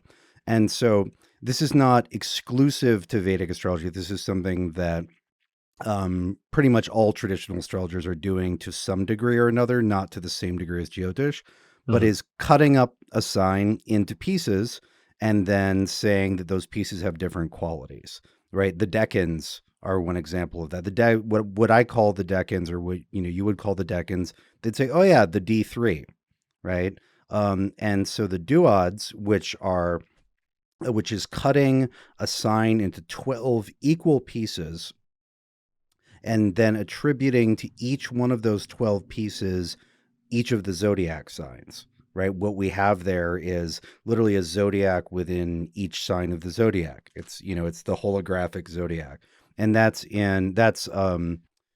appears to be very strongly regarded as a division in several of the Hellenistic texts. There's, for example, in Firmicus, he's always saying, this is the thing, but check the duad, right? See if the duad's there. And it's not just Firmicus. And so what's interesting with the pattern of the way that the duads or the D12 works is that so you divide 30 by 12 and you get 2.5. So 2.5-degree chunks of a sign. And so the Right. very last 2.5-degree chunk of a sign will always be the sign that actually preceded the sign that you're in. So the last duad of Aries will always correspond to Pisces, right? So we have a 12th relationship, right? Pisces is in a sense the origin of Aries. Something had to move through Pisces to get to Aries. And so by going back to the sign before is an unmaking, right? It's a 12th house relationship. 12th house is undoing, unmaking, dissolving. And so our last 2.5 degrees are always going to be the sign before, the unmaking sign. And then the first 2.5 degrees are the only degrees where you have a doubling down. The first 2.5 degrees of Aries are double Aries. First 2.5 of Taurus, double Taurus, et cetera, et cetera. And so it's interesting how that frames the two sides of a cusp. And just to outline that could we run through all of them really quickly to give an example for those that are not familiar with the dwads or the 12th parts? In the standard approach, it's like if you have the sign Gemini, which is 30 degrees for a full sign, you divide that sign into 12 subdivisions, and then the first 2.5 degrees becomes Gemini the sign, and then a Gemini subdivision for 2.5 degrees. Then the next 2.5 degrees becomes Cancer. The next 2.5 degrees becomes Leo. Then 2.5 degrees of Virgo, and so on and so forth. So that the end of that, the very last 12th part, the last 2.5 degrees would be Taurus. So it would be Gemini the sign, and then Gemini Taurus. Right. And so the way that works out is the first one's always a double down, and the last one is always the sign before, right? Which has, again, there's a 12th house relationship. That's where you came from. Going back to where you came from is another way of saying dying. Right. That's interesting. Yeah. So that's, we're getting into the broader issue here of with the signs of the zodiac in all traditions, there's traditionally been both multiple subdivisions. So you have traditional subdivisions that have been used like the bounds or the terms, which are uneven divisions into five. There's also been more even divisions like the decans and the traditional system of decans that's used in the West since probably like the 5th century or something, give or take, is the one that assigns one of the 7 traditional planets to each of the 10-degree subdivisions. And that's one of the ones that you've worked with a lot, right? Yeah, yeah, wrote a book on it. Right. And you actually do your horoscope column at this point based on the decans partially, right? Yeah, well, so I did 36 decan columns. I did one complete year of decans. I started with Cancer in honor of the Egyptian origins. Did the the Thema Mundi style year of columns, and then I just couldn't do that much writing, and so I've switched to doing a monthly. But each one of my monthlies is broken down into 3. So there's a decan section, so it's not just a wall of text, or it's an evenly divided wall of text. Sure. Well, and that was your book. Your first book was on the decans, and you used both that system partially in order to generate delineations, but you also used the other system, which for the longest time I thought it was originated with the Indians, and it still very well may have originated with the Indians, but then I found out that it also has a longer Western tradition than I thought, and this actually became in the 20th century through Alan Leo became the predominant system for assigning decan meanings in the 20th century until the revival of traditional astrology. And this was the triplicity or element system of decans, where you assign like the first 10 degrees of a sign are that sign, like Gemini, Gemini, and then the next 10 degrees are that sign, plus jump forward to the same sign, the next sign of the same triplicity. So like Gemini, the second 10 degrees of Gemini would be Gemini Libra. And then the third decan would be jumping forward to the next furthest sign in the same triplicity, which would be Gemini Aquarius. And that's like a whole other system that you synthesized with the traditional Western one, right? Yeah, I started out thinking, because I'd used the traditional Western system for over a decade, I was like, well, I already know what the right one is. I don't, I'll mention the other one, but I don't need to do anything more than that. But what I found was that they both gave me meaningful data, and it was actually in sort of seeking out the essence of what that space, those 10-degree divisions were like. I found that if I thought about both of those rulers, the space created between them was actually much more descriptive than either one alone. And what I found out is that there are a number of different systems, and in the Vedic astrology I've been studying, there are 4 different versions that you use to find out different stuff. One is about siblings, one is about health and vitality, one is about the way that you're using your talents, et cetera, et cetera. So different ways of looking at the same divisions depending on what your purpose is. Sure. And that's a really, I would just say that decans are a really good way of beginning to think about the difference between the beginning, middle, and end of signs. And then what we're doing, we need to divide by bigger numbers than 3, because we're looking at the very beginning, right? And we're Right. looking at the very end. Yeah. And it just leads us to this broader topic about especially harmonic divisions, where especially in 20th century and late 20th century astrology, it became a discussion about harmonic divisions of the signs.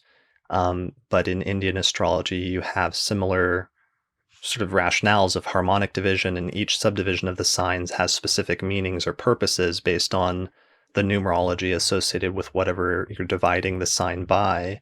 But in the Indian tradition, it's much more well developed, some of those different subdivisions of the signs and creating entirely different charts out of them. And in the Western tradition, we also had some of that, but some of it was lost. Like apparently there was a text written by an author attributed to Asclepius that had delineations for every single degree of the zodiac. So each degree would have like a separate interpretation or meaning based on something. Yeah, well, and there are bits of that in a lot of Western texts, and there's a very odd pictorial representation of it. I want to say it's middle 1400s. I want to say it's 15th century. I haven't thought about it in a while. It's the Astrolabium Planum by Mm-hmm. Johannes Engel. and there's an illustration of each decan, and then there's an illustration of each degree. Mm, There's not as much interpretation as you would hope for with either of them, and the degree images are very strange. I think it's like the second degree of Aries is like a dog-headed man with a crossbow, interesting. which, as much as I like weird, I'm not sure how to, interpret that. Right. Yeah. Beware, you have Saturn in the second, in the dog-headed guy with a crossbow degree. Beware of dog-headed men with crossbows. Right. Yeah. I mean, I'm interested in the idea of degree symbolism, but this is sometimes the area of astrology where things start to get weird and start to get a bit too abstract. And in the 20th century, of course, the most popular system of that was also one of the weirdest, which was, what was it called? It was like Mark Edmund Jones came up with one with a psychic where they like The picked Sabian symbols. Sabian symbols and they like got together on a bench one day and he wrote down stuff on pieces of paper and then they like pulled it out of a hat or something, and this was supposed to be how they came up with like individual delineations for each of the signs of the zodiac or something like that. Yeah. Oh, and yeah, and so some of those are interesting, and some of them are, yeah, they're a bit strange. It's like, a guy with a hat sits on a rock watching a fire in the distance. Hmm. And then, but just on the degree project, my favorite statement on the degrees, on symbols from the degrees, comes from, and we're talking about images for the degrees, comes from the Picatrix, where the author says, listen, if you really want to get good at this, if you want to know, if you want to obtain excellence in learning to create images for the planets and their powers, then you should create for yourself an image for every planet in every degree of the zodiac, as well as an image for the conjunction of any two planets in every degree of the zodiac, every three, every four, every five, etc. I Wow. thought that's so, artists out there. That's your can you do it in this lifetime challenge. Right. Yeah, that would be a big thing. I understand the underlying like meaning or intention of that statement though, because it then makes you really think about all the different possible permutations when you really get down to it, and Yeah. how immutable or how countless they are. But yeah, I never got into Sabian symbols because that's when it starts getting really far away from the astronomy and interpreting astronomy symbolically, which to me is what astrology is largely all about. And I realize there's areas where we get into other things like numerology or other types of symbolism. Um, but yeah, when it comes to just like randomly or sort of psychically assigning meanings to degrees, it starts getting a little out there for me for some reason. Yeah, it's not something that I make part of my standard practice or delineation style. It can Sure. be, if anything, just taking a cue from the Picatrix, it almost makes more sense in an astrological magic context where you're trying to create an image that corresponds as perfectly as possible to the planet that you're doing work with in the degree that it's in at that moment. Hmm. Right? The idea that the more perfect the correspondence, the more juice you're going to get.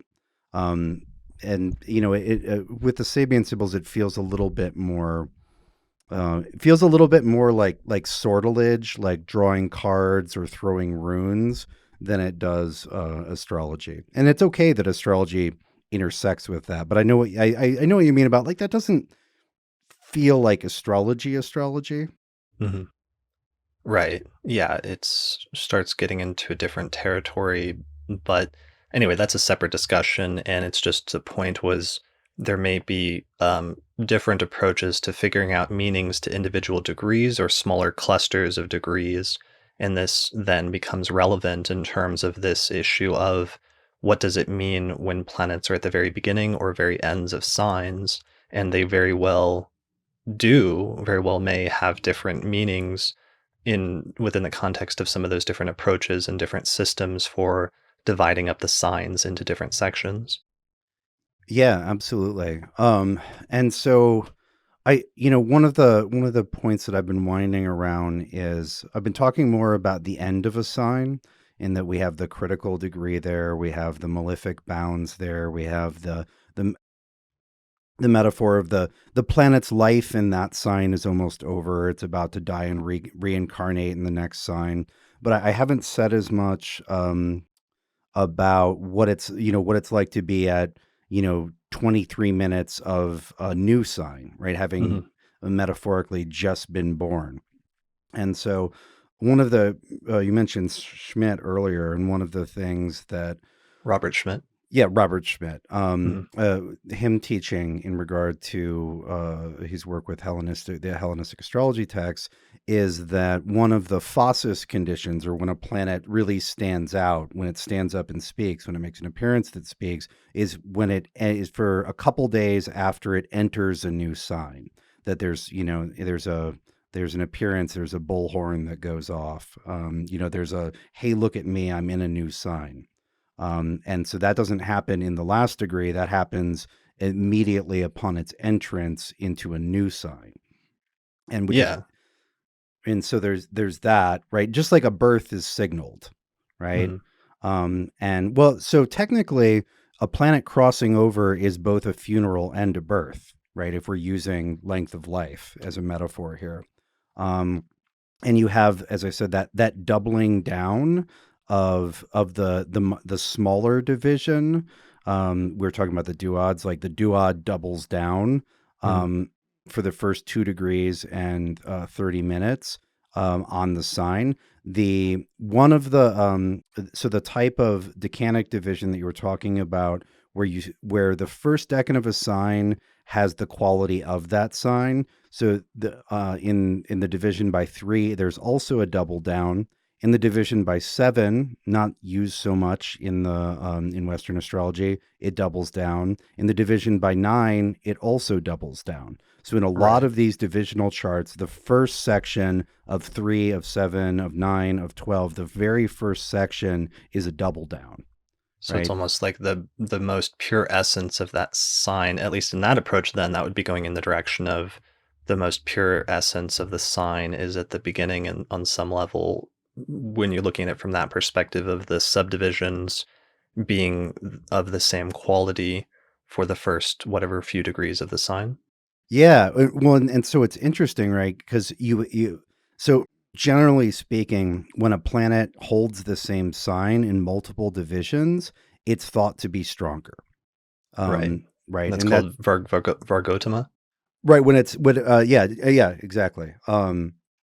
And yeah, a lot of times you just compare the normal chart with like the D9, and that's enough for Vargotama. And there are actually a number of different like ascending titles, like, oh, if a planet is the same in 3 divisions, then it's crowned with flowers, and if it's 4, then it's on fire with awesomeness, et cetera, et cetera. But as a general idea, and this is in the Hellenistic text, they're like, oh, if it's in if Mars is in Aries and it's in its duad too, then great, that's double Mars in Aries, good, right? Or it's compatible. Um, and so even though you have a double down with, in multiple divisions early, you also have in the same text, if it's too early, it might be pure and it might be unified, but it's incapable of effective action, right? And that's Hmm. that's our that's our baby, right? That's that perfect child, that infant. They haven't encountered any of life's problems yet. Their parents haven't managed to, scar their psyche yet. Kids at school haven't made fun of them yet. They're pure, but they're not capable. Right. They're still developing or still in the infant stage. Yeah. Yeah.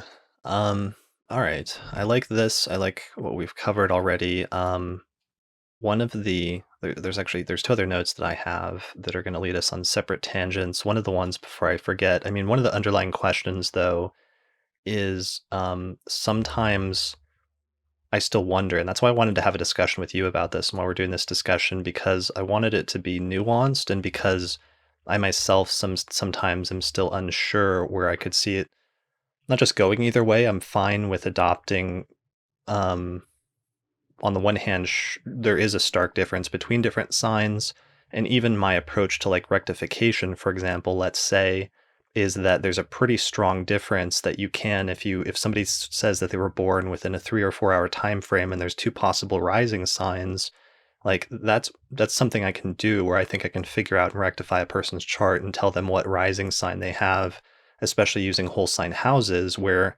when the ascendant changes from one sign to the other, it changes all of the house placements in the entire chart. And to me, that's pretty stark looking at those two differences. But that being said, sometimes when there's planets at the very end of a sign, especially, or when the ascendant degree is at the end of the sign, I do wonder sometimes, or I have instances where there's like a little bit of uncertainty, and I'm not sure if that's coming from other placements, or I'm not sure if the placement at 29 degrees is starting to pick up some of the qualities of the next sign. So we actually famously had this conversation very early on in our interactions, because at one point I remember your ascendant is at 29 degrees of Cancer. And I remember at one point wondering if you actually had Leo rising, and you actually this has been wondered before. Right. Well, and you shut that discussion down pretty quickly because you're like, no, I have Cancer rising, and the ruler of my ascendant is the moon in Gemini, and I have Jupiter in the first house, and I didn't know you very well. This had to have been relatively early on in our relationship, but I was also the only baby in the hospital. It wasn't like a really busy situation where there's all sorts of chaos going on. I was born in a small hospital. There's nothing else to do but notice me. Sure. So they would have recorded the time pretty precisely, is what you're saying? Yeah. Yeah. But there's just cases like that where it also came up, for example, even in the case of like Trump, where his birth certificate was released. That's such a nightmare, isn't it? Like 30 seconds it changes. Yeah, so this is an issue that we happen. It's a great example for that reason, because it comes up in other cases where if you enter his data into your software just based on the time that's given, it's given as, whatever the hour and whatever the minute is, but nobody records the seconds. And so when you actually enter in the data like that, what it ends up being is, 12, 32, and 00 seconds. So the implicit assumption then in almost everybody's case is that we're assuming that the person was born at the beginning of the minute rather than the middle or the end of the minute. I always enter 30 in SolarFire. Oh, do you? Okay. Yeah. All right. Well, I'm much lazier than that, and I always just enter in 0 unless it makes like a huge difference. But in Trump's case, it actually does, because about 30 something seconds into that minute or so, I don't know how much it is, the ascendant actually changes signs and moves from 29 degrees of Leo to 0 degrees of Virgo, so that there was a genuine question of, especially after the election and after he was, won the presidency, much to many people's surprise, whether astrologers had been calculating the chart wrong, or whether he was actually Virgo rising rather than Leo rising, or what have you. And this topic then becomes more important, and the question of can there be any overlapping qualities becomes sort of crucial at that point, because it really gets to the heart of some issues that we sometimes have with rectification when the ascendant or other planets are very, very late in a sign. Yeah, right. Well, and so Ibn Ezra says yes, right? Right. He says, when a planet is at the end of a sign, it loses its strength and all of the powers in the sign it will enter next. Which doesn't, we don't have to believe Ibn Ezra, but he was a pretty good astrologer. And then, you had was the statement by, it was the Serapio statement, was similar. Could you read that again? Yeah, Serapio said, when a star chances to be within the first 3 degrees of a sign, it has its strength in the preceding sign, or if a star happens to be within the last 3 degrees of a sign, it has the strength of its effects in the following sign, but mainly when it's the sun or the moon. And so he's probably using like you were saying, the full 3 degrees on either side orb. Yeah, it might be tied in with that whole thing where there was a whole separate thing in the aspect doctrine where they recognized both sign-based aspects and degree-based aspects. But then, of course, if you're using degree-based aspects and you have a planet at the end or beginning of a sign, that means its orb is technically almost reaching outside of the sign. So, that's what Serapio and Ibn Ezra's statements both seem to imply. What's interesting, I don't generally think of orb of conjunction like this, but they're almost like treating it like it's actually an orb or halo, and that nope, because it extends outward from the body itself, a degree or 3 degrees, that now that light is falling into the next sign and energizing it, which is I admit I hadn't thought of things like that. That would be a good rationale if you wanted to argue for Piquarius's. Right. For cusps being something, for there being something to cusps. Yeah, well, there's definitely, I think we've pretty firmly established it's unique territory, Right. that there is something going on, and astrologers from different traditions and cultures and different points in the timeline all do treat it like there's something special going on there, because it's the changing of a sign. Yeah. Yeah. And I shouldn't phrase it like that because it's one of the things I want to get out of this episode is it's too far. It's kind of stupid to just reject it in saying there's no such thing as sign cusps. Like that's too blanket of a statement, and obviously the tradition and the practical usage is much more detailed and nuanced than that. And I understand where that's coming from because it's coming from a place of frustration on the part of contemporary astrologers who are seeing this weird development happening in pop astrology and wanting to push back and say that astrology is more precise than that. And typically, there are boundaries between the signs and you need to calculate your full birth chart to really understand what's going on. But once we get past that point and like over that initial hurdle, um, there's a broader discussion among practitioners of astrology that's still legitimate discussion about what is the nature of sign cusps? Is there any overlap? Or are there any things that could be perceived as qualitatively different, that could be perceived as there being almost like an overlap or something of that nature? Yeah, yeah, definitely. And so one of the things that I want to highlight is the difference. I highlighted the similarity between what Ibn Ezra was saying and what Scorpio was saying. Now I want to highlight the difference. So Mhm. Ibn Ezra only says that about planets which are in the last degree of a sign looking forward to the next, where he has a completely separate statement about planets which are early in a sign, which is, and I'll repeat, I read it earlier, any planet that is positioned at the beginning of the sign is considered weak until it reaches 5 degrees away from it, the cusp. And so it's saying it's weak, but it's not saying that it's looking back. So Ibn Ezra says a planet at the end looks forward into the next sign, and all of the power is in the sign it will enter next. But he doesn't give the converse. He doesn't give us a planet that's early has its power in the sign preceding. There's a directionality implied by Ibn Ezra, Okay. whereas Serapio is saying the same. Is saying there's a looking back and a looking forward. Right. Yeah, that's an important distinction, and that's probably actually really crucial. Um, so yeah, I mean, to me, I'd like to research this more because I'd like there to be more. I'd like to. I don't feel like I have a strong and hard conclusion, and some of my whole wanting to do this was to explore the ambiguity in my own mind and not to focus on him too much, but just to go back to this question, this example with Trump, for example, is a lot of people. Immediately it just seems obvious. Well, like of course he has Leo rising. He has 29 degrees of Leo rising, and everybody's focused on like Regulus being conjunct his ascendant as well as a fixed star in the heart of Leo.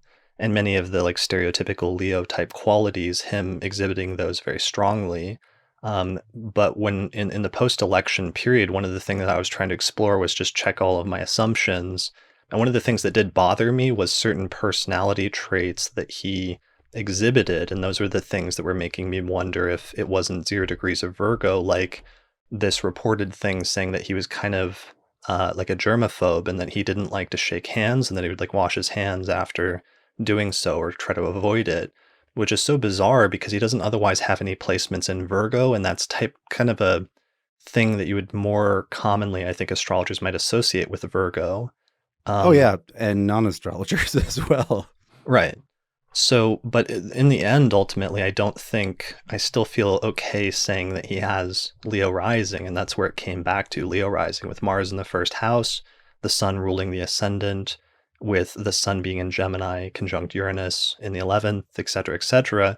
But I do wonder if that little weird sort of throwaway quality that he has personality wise isn't getting picked up by something from being so close to that border with Oh, Virgo. right. That's really interesting.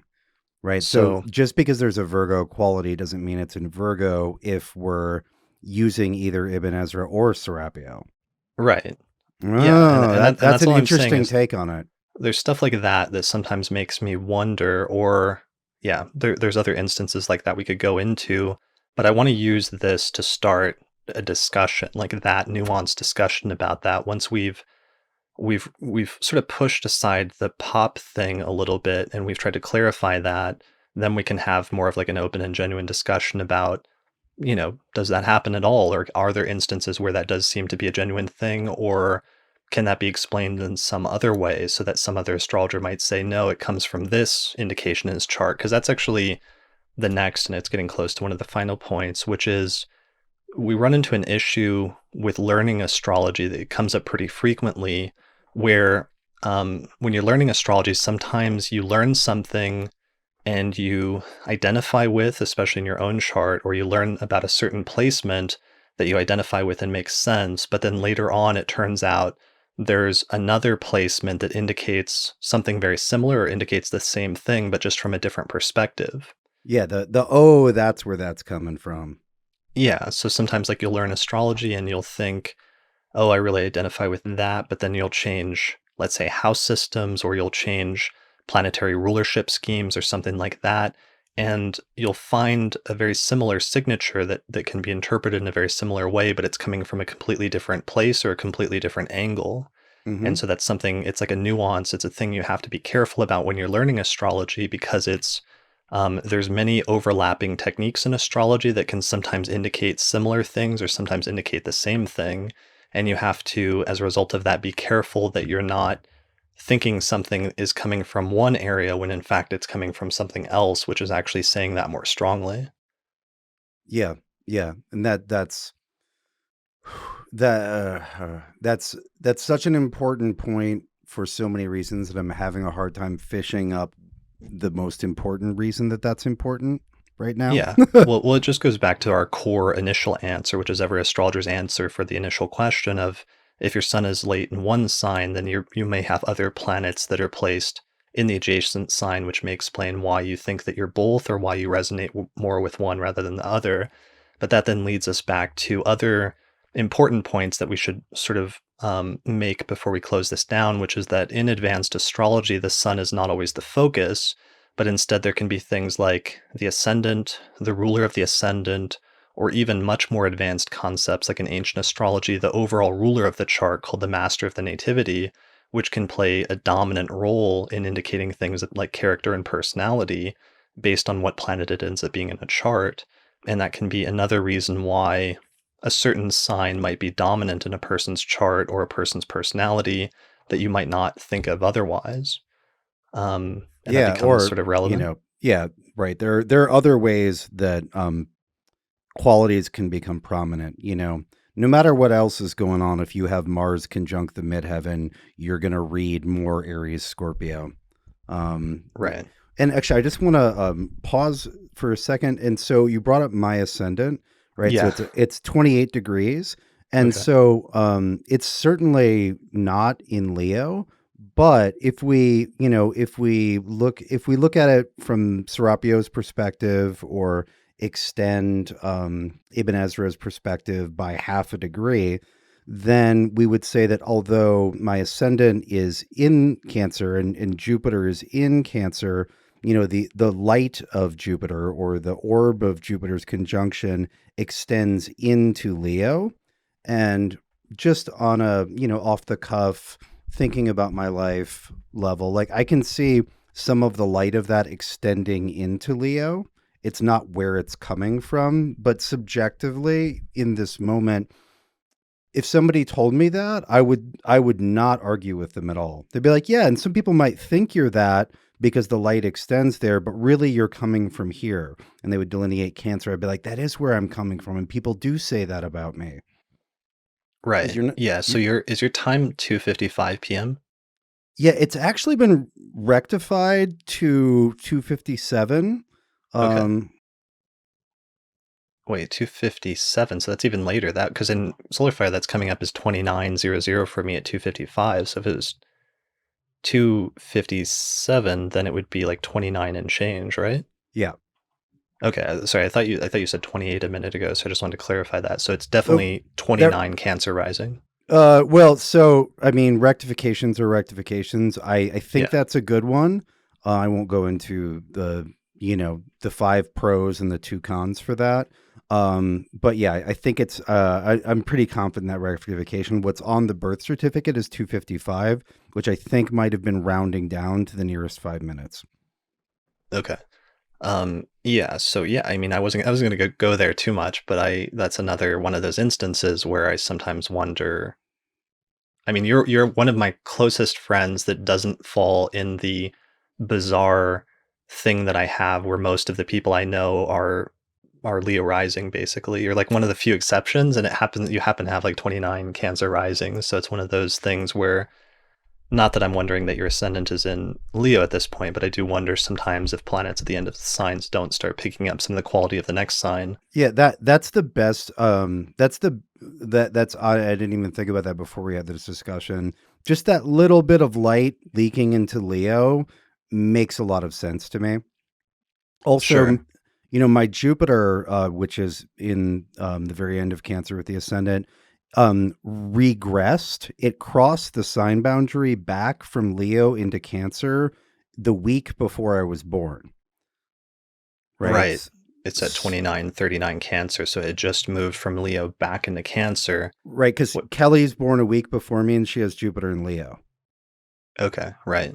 So that's interesting in of itself because we talk about that a lot on the forecast about station points, especially like right now we have the Venus retrograde sort of connecting together two signs where it's stationed retrograde in Scorpio and then it's going to station direct in Libra, and how it's interesting that it's like overlapping between those two signs and almost like drawing them together as part of that Venus retrograde sequence and um, creating a sequence of events that's where both of those signs and the transition between them is somehow integral in a more dynamic way. Do we want to maybe? I know we've been talking for. Do we want to take a second to maybe think about cusps when you do them in reverse with retrograde planets? Like, what do you mean? Well, just like we talked about the planet's standard motion, right? Which is direct, which is you go from the end of the sign to the beginning of a sign, right? Right. But what about when you back up before the beginning into the sign before? Because this year has been full of that, right? We had Mars backing up into from Aquarius to the end of Cap. We're soon to have Venus backing up from Scorpio to the end of Libra.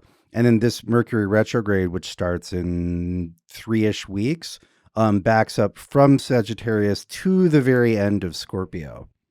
Right. Yeah, that's important because that might add a whole new dimension to retrogrades and understanding them and their role that astrologers don't typically take into account, which is that the planet is going from the beginning and the younger phases of one sign to the end and like the older phases of another sign, which then is actually interesting because it reminds me that the sun and the moon are the only two quote unquote planets that don't go retrograde. They always go through the same order, whereas all of the other planets have the ability to go backwards through the signs of the zodiac, and the nodes, of course, always move backwards through the signs. Right. They have to be contrary assholes. Right.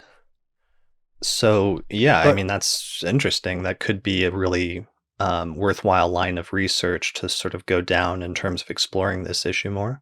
right, it's almost like to use the longevity thing, right? Instead of like getting old and then dying and being born again, it's having that Benjamin Button disease and then or remembering a past incarnation, right?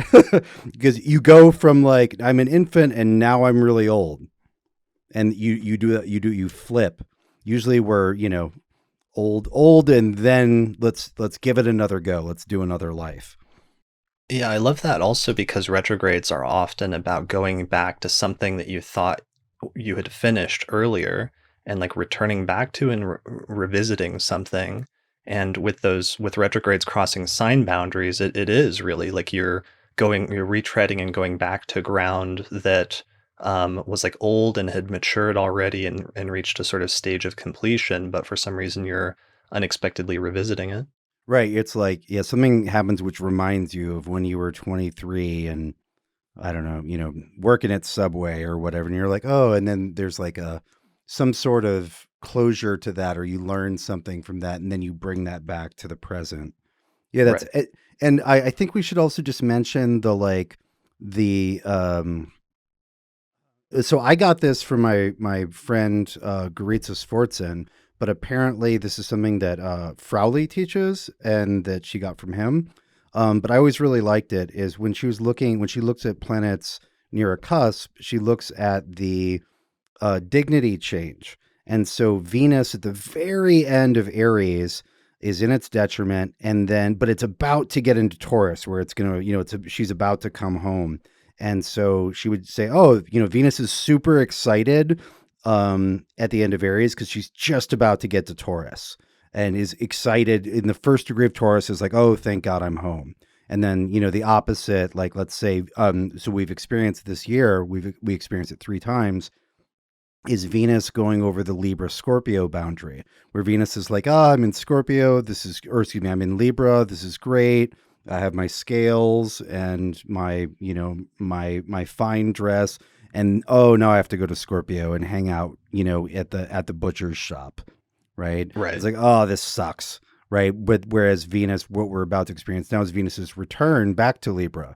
Oh, I get to wash all this off from the butcher's shop and and take up my scales again, get some clean clothes, et cetera, et cetera. And that sort of is that gate exciting to go through, or you're like, oh no, the fun times are over.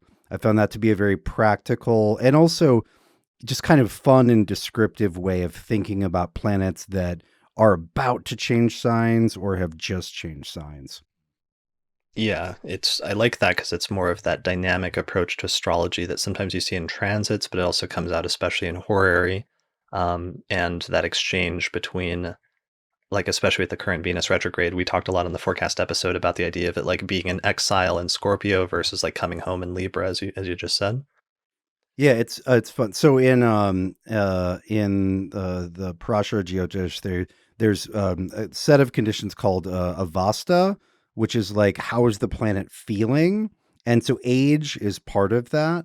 And then whether a planet is like sleepy or wide awake or angry or excited or depressed, there are a whole set of conditions for doing that, and we've kind of accidentally ended up doing Avasta by just thinking about what it's like for a planet to transition, right? And so Right. in some sense, like being right on a cusp is kind of confusing because you're between things.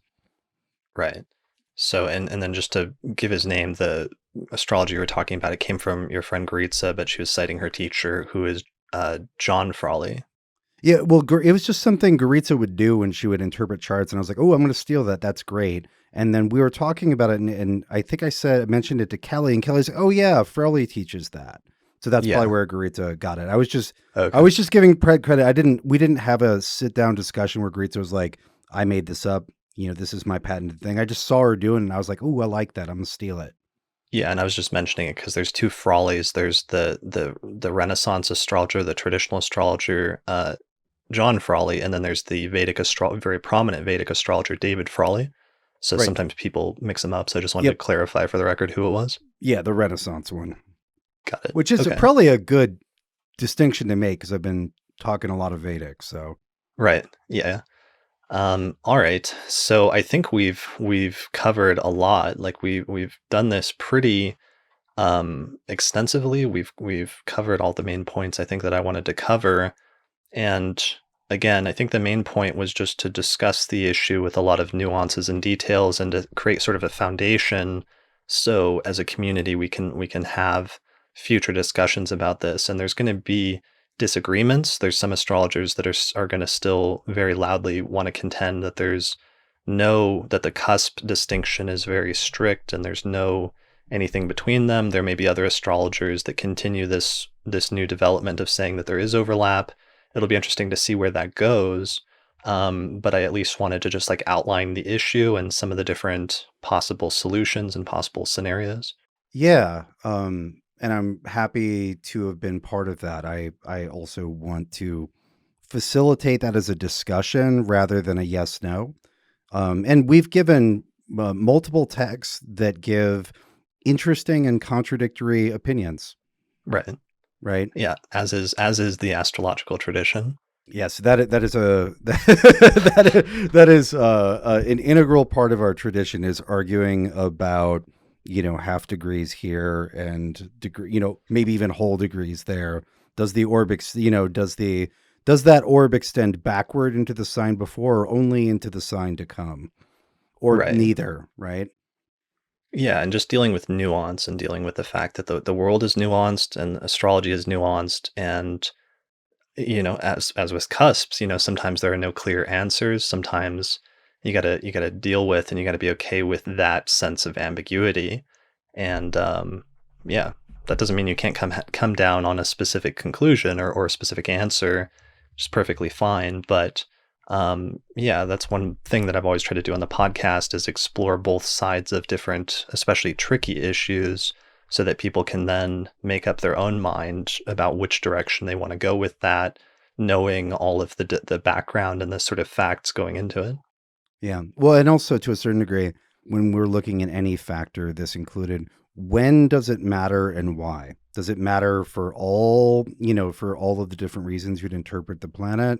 Does it only matter in this one particular context? Is it more a horary thing? Is it more a natal thing? Is it more an electional thing? Does it apply to all three? That's Right. These are the questions we need to be precise. Yeah, for sure. I mean, I feel like this is one of those issues where it's going to become more prominent and it's probably easier to study in natal astrology, but for the most part, there's probably areas where it's applicable in horary and electional and everything else as well. I mean, you mentioning horary actually completely reminds me of the consideration before judgment of if the ascendant is very early in a sign or very late in the sign. And that's sometimes interpreted by some astrologers like Lee Lehman, for example, who was my first horary teacher. And I always thought her interpretation of this was good because I would see it coming up in horary charts where if the ascendant is like super early in the sign, and you get a horary question from a client, oftentimes there's something premature about the question that's like not very well formulated yet, or Right. all of the different circumstances and things that need to come into place for the outcome or the result to be to sort of happen have not been put in place yet. So that Mm. sometimes the question is premature, or there's something premature about the situation. Whereas if the ascendant is super late in the sign, that's sometimes meaning that there's something like overly mature about the situation so that it may have concluded already, but sometimes the native either doesn't know or they haven't accepted that that's the case, that it's already over. Oh, yeah, that's really interesting. And that also Jorge also makes me think of when you have, because in Jorge I was looking at the application between a pair of bodies, right? Mhm. When when does the ruler of the first house and the 10th, when do they complete an aspect for a career question, right? And so if one of those planets is at 29 and they won't complete an aspect until that planet at 29 changes signs, that completely changes your interpretation. Right. That there needs to be, that if the perfection happens after the sign change, that there's some sort of transition that occurs before the matter can be brought to completion. Right. Right. Yeah. Or that things, it'll get, actually, I think it was actually in Ibn Ezra, where he's talking about like, yeah, it'll happen, but things will totally change and then it'll happen. It'll happen in a totally different context than you're thinking. Sure. And that's so funny because on the one hand, it's like I want most techniques, and I think a lot of techniques should be applicable across all four major branches of astrology, which is natal, electional, mundane, and horary. But then on the other hand, there sometimes are very different applications, and astrologers that specialize in horary sometimes have a very different approach than astrologers that specialize in natal, because it's just like the dynamic is so different looking at a person's entire life versus looking at like a horary question that has a much often smaller lifespan or smaller shelf life. Um, So there's both overlaps between the branches and the things that should or should not be applicable to all branches, but there's also sometimes major differences. Yeah, I think each branch has its own nuances. I mean, Mars is Mars in all of them, right? Like the basics, like Saturn signifies what Saturn signifies in every branch of astrology. It's Right. just like part of it is time, like you were saying. Like you're Yeah. not um if it's like where are my keys, that has only so long to play out. Whereas in natal, it's like you're going to live with that Saturn for 85 years. That's Yeah. like Saturn doesn't have time, for example, to mature and mellow out. Like, there's a lot of stuff about how Saturn becomes more favorable as a person ages under a Right. lot of conditions. You don't have 85 years to find your keys. You're never going to see Saturn, get, you're never going to get that blessing of Saturn because you put in the time. Right. And then one thing I find with electional versus natal is you want to be viciously judgmental with electional. Yeah. And horary as well. Yeah. You need to know what like the ruler of that house is in order to give like a yes or no answer. Whereas in natal, like it's easier, like with the house division debate, for example, to see if the midheaven, if the whole sign 10th house is one thing, but the degree of the midheaven is falling in another whole sign house, how if you see a transit go through both, that you'll see different manifestations of like the person's career doing different things. If like Saturn goes through the whole sign 10th house and then Saturn hits the whole sign MC in the 11th house, you'll see like the different career things being continued through the 10th and the 11th house. Whereas like in horary, sometimes you kind of need to know what the specific ruler is and therefore be able to answer the question in the affirmative or the negative. Yep. Yeah. This astrology stuff is complicated, Chris. Yeah, astrology is complicated. I guess that is the conclusion to this episode. I don't know if I can make that the title. I still have to come up with a title for this episode. By the time I post it, I'll have come up with a brilliant title. So, let's see. Falling through the cracks, getting lost in the cusp debate. Right. That would be really that would be great. Into the abyss. Into the abyss. Born on the interstice. Right. I mean the spaces between. Right. Or literally, we could get Lovecraftian, right? The spaces between the stars. The inky black places between the stars was one of H.P. Lovecraft's go-to. That's where the elder gods, the great old ones, came through. It wasn't the bright spaces in the sky, but the dark void between them. Right. Well, unfortunately, I'll probably just be stuffing keywords. So it's probably going to be zodiac sign cusps. Are they real or something pretty straightforward like that? Yeah. Well, what can you do? Yeah, that's why my titles have absolutely no search rank. Right. Yeah. Well, you get off. You win creative points though. They have and I'm lucky enough to have patrons who are willing to support my eccentricity and non-search rank style. Right. I love it. Okay. So, and speaking of that, I want to mention at this episode, we were mentioned on the forecast episode that came out, will come out after this one, but I want to mention it here. And you mentioned at the beginning very briefly, but you're launching a new podcast soon and you're getting ready to release episode 1 of that, right? Yeah, sometime in the next week. I'm thinking Cancer, Moon, Trine, Jupiter, but I need to take another couple looks at the elections. So I'm tentatively titled Eavesdropping, and so I really wanted to share with people some of the nerdy discussions that I have with people who are fellow practitioners of astrology and astrological magic at 2 a.m. anyway. And so I wanted to record some of those. And so the first one I've already recorded. It's with the astrologer and goldsmith Tony Mack, who I've been doing astrological magic talisman projects with for a decade now. And that'll be out probably within the next week. And I'm gonna shoot for maybe one a month. I'm not trying to become a full-time podcaster, but I wanted to. I don't know. I wanted to have talks with people. I've been a guest. I've been lucky enough to be a guest on a couple podcasts, but I kind of wanted to turn the tables and be the host. Yeah, So that's brilliant. I'm looking forward to hearing that. I think that's going to be great. Tony's thank you. awesome, awesome astrologer, so that's a great way to start off. So you're going to be hosting on your website, austincoppock.com, right? Absolutely. Thanks Okay. for reminding me to plug. Yeah, yeah. Well, I'm excited that so many podcasts are taking off now and to welcome more people into it because not many people were doing it for the longest time. And now it's good to see some great people coming in and starting to pick it up. So people should check that out. Thanks a lot for joining me for this today. Thanks to all of the patrons who supported this episode and other episodes. I mean, this is basically like or giving an astrology, you're attending an astrology talk or an astrology class each week. And I think that was the level of the sort of discussion we had here, even though it was kind of casual and more of a discourse. It's teaching astrology to people and having serious discussions about astrology once a week. So normally, if you're going to attend an astrology lecture, you'd pay $5 or $10, and that's kind of what all of our patrons are doing. Or a lot more. Yeah, or like $15 or $20. So that's basically what our patrons are doing is they're paying voluntary donation in order to support the production of the podcast. And that really helps me to be able to do these types of episodes, keep building new equipment. I'm building a podcast studio so I can do more in-person stuff, like hopefully with you, Austin, next time you're in town. Yeah, let's next year the ruler of my perfection is in the 9th, so I imagine I'll be traveling and I'm not Yeah. that far away.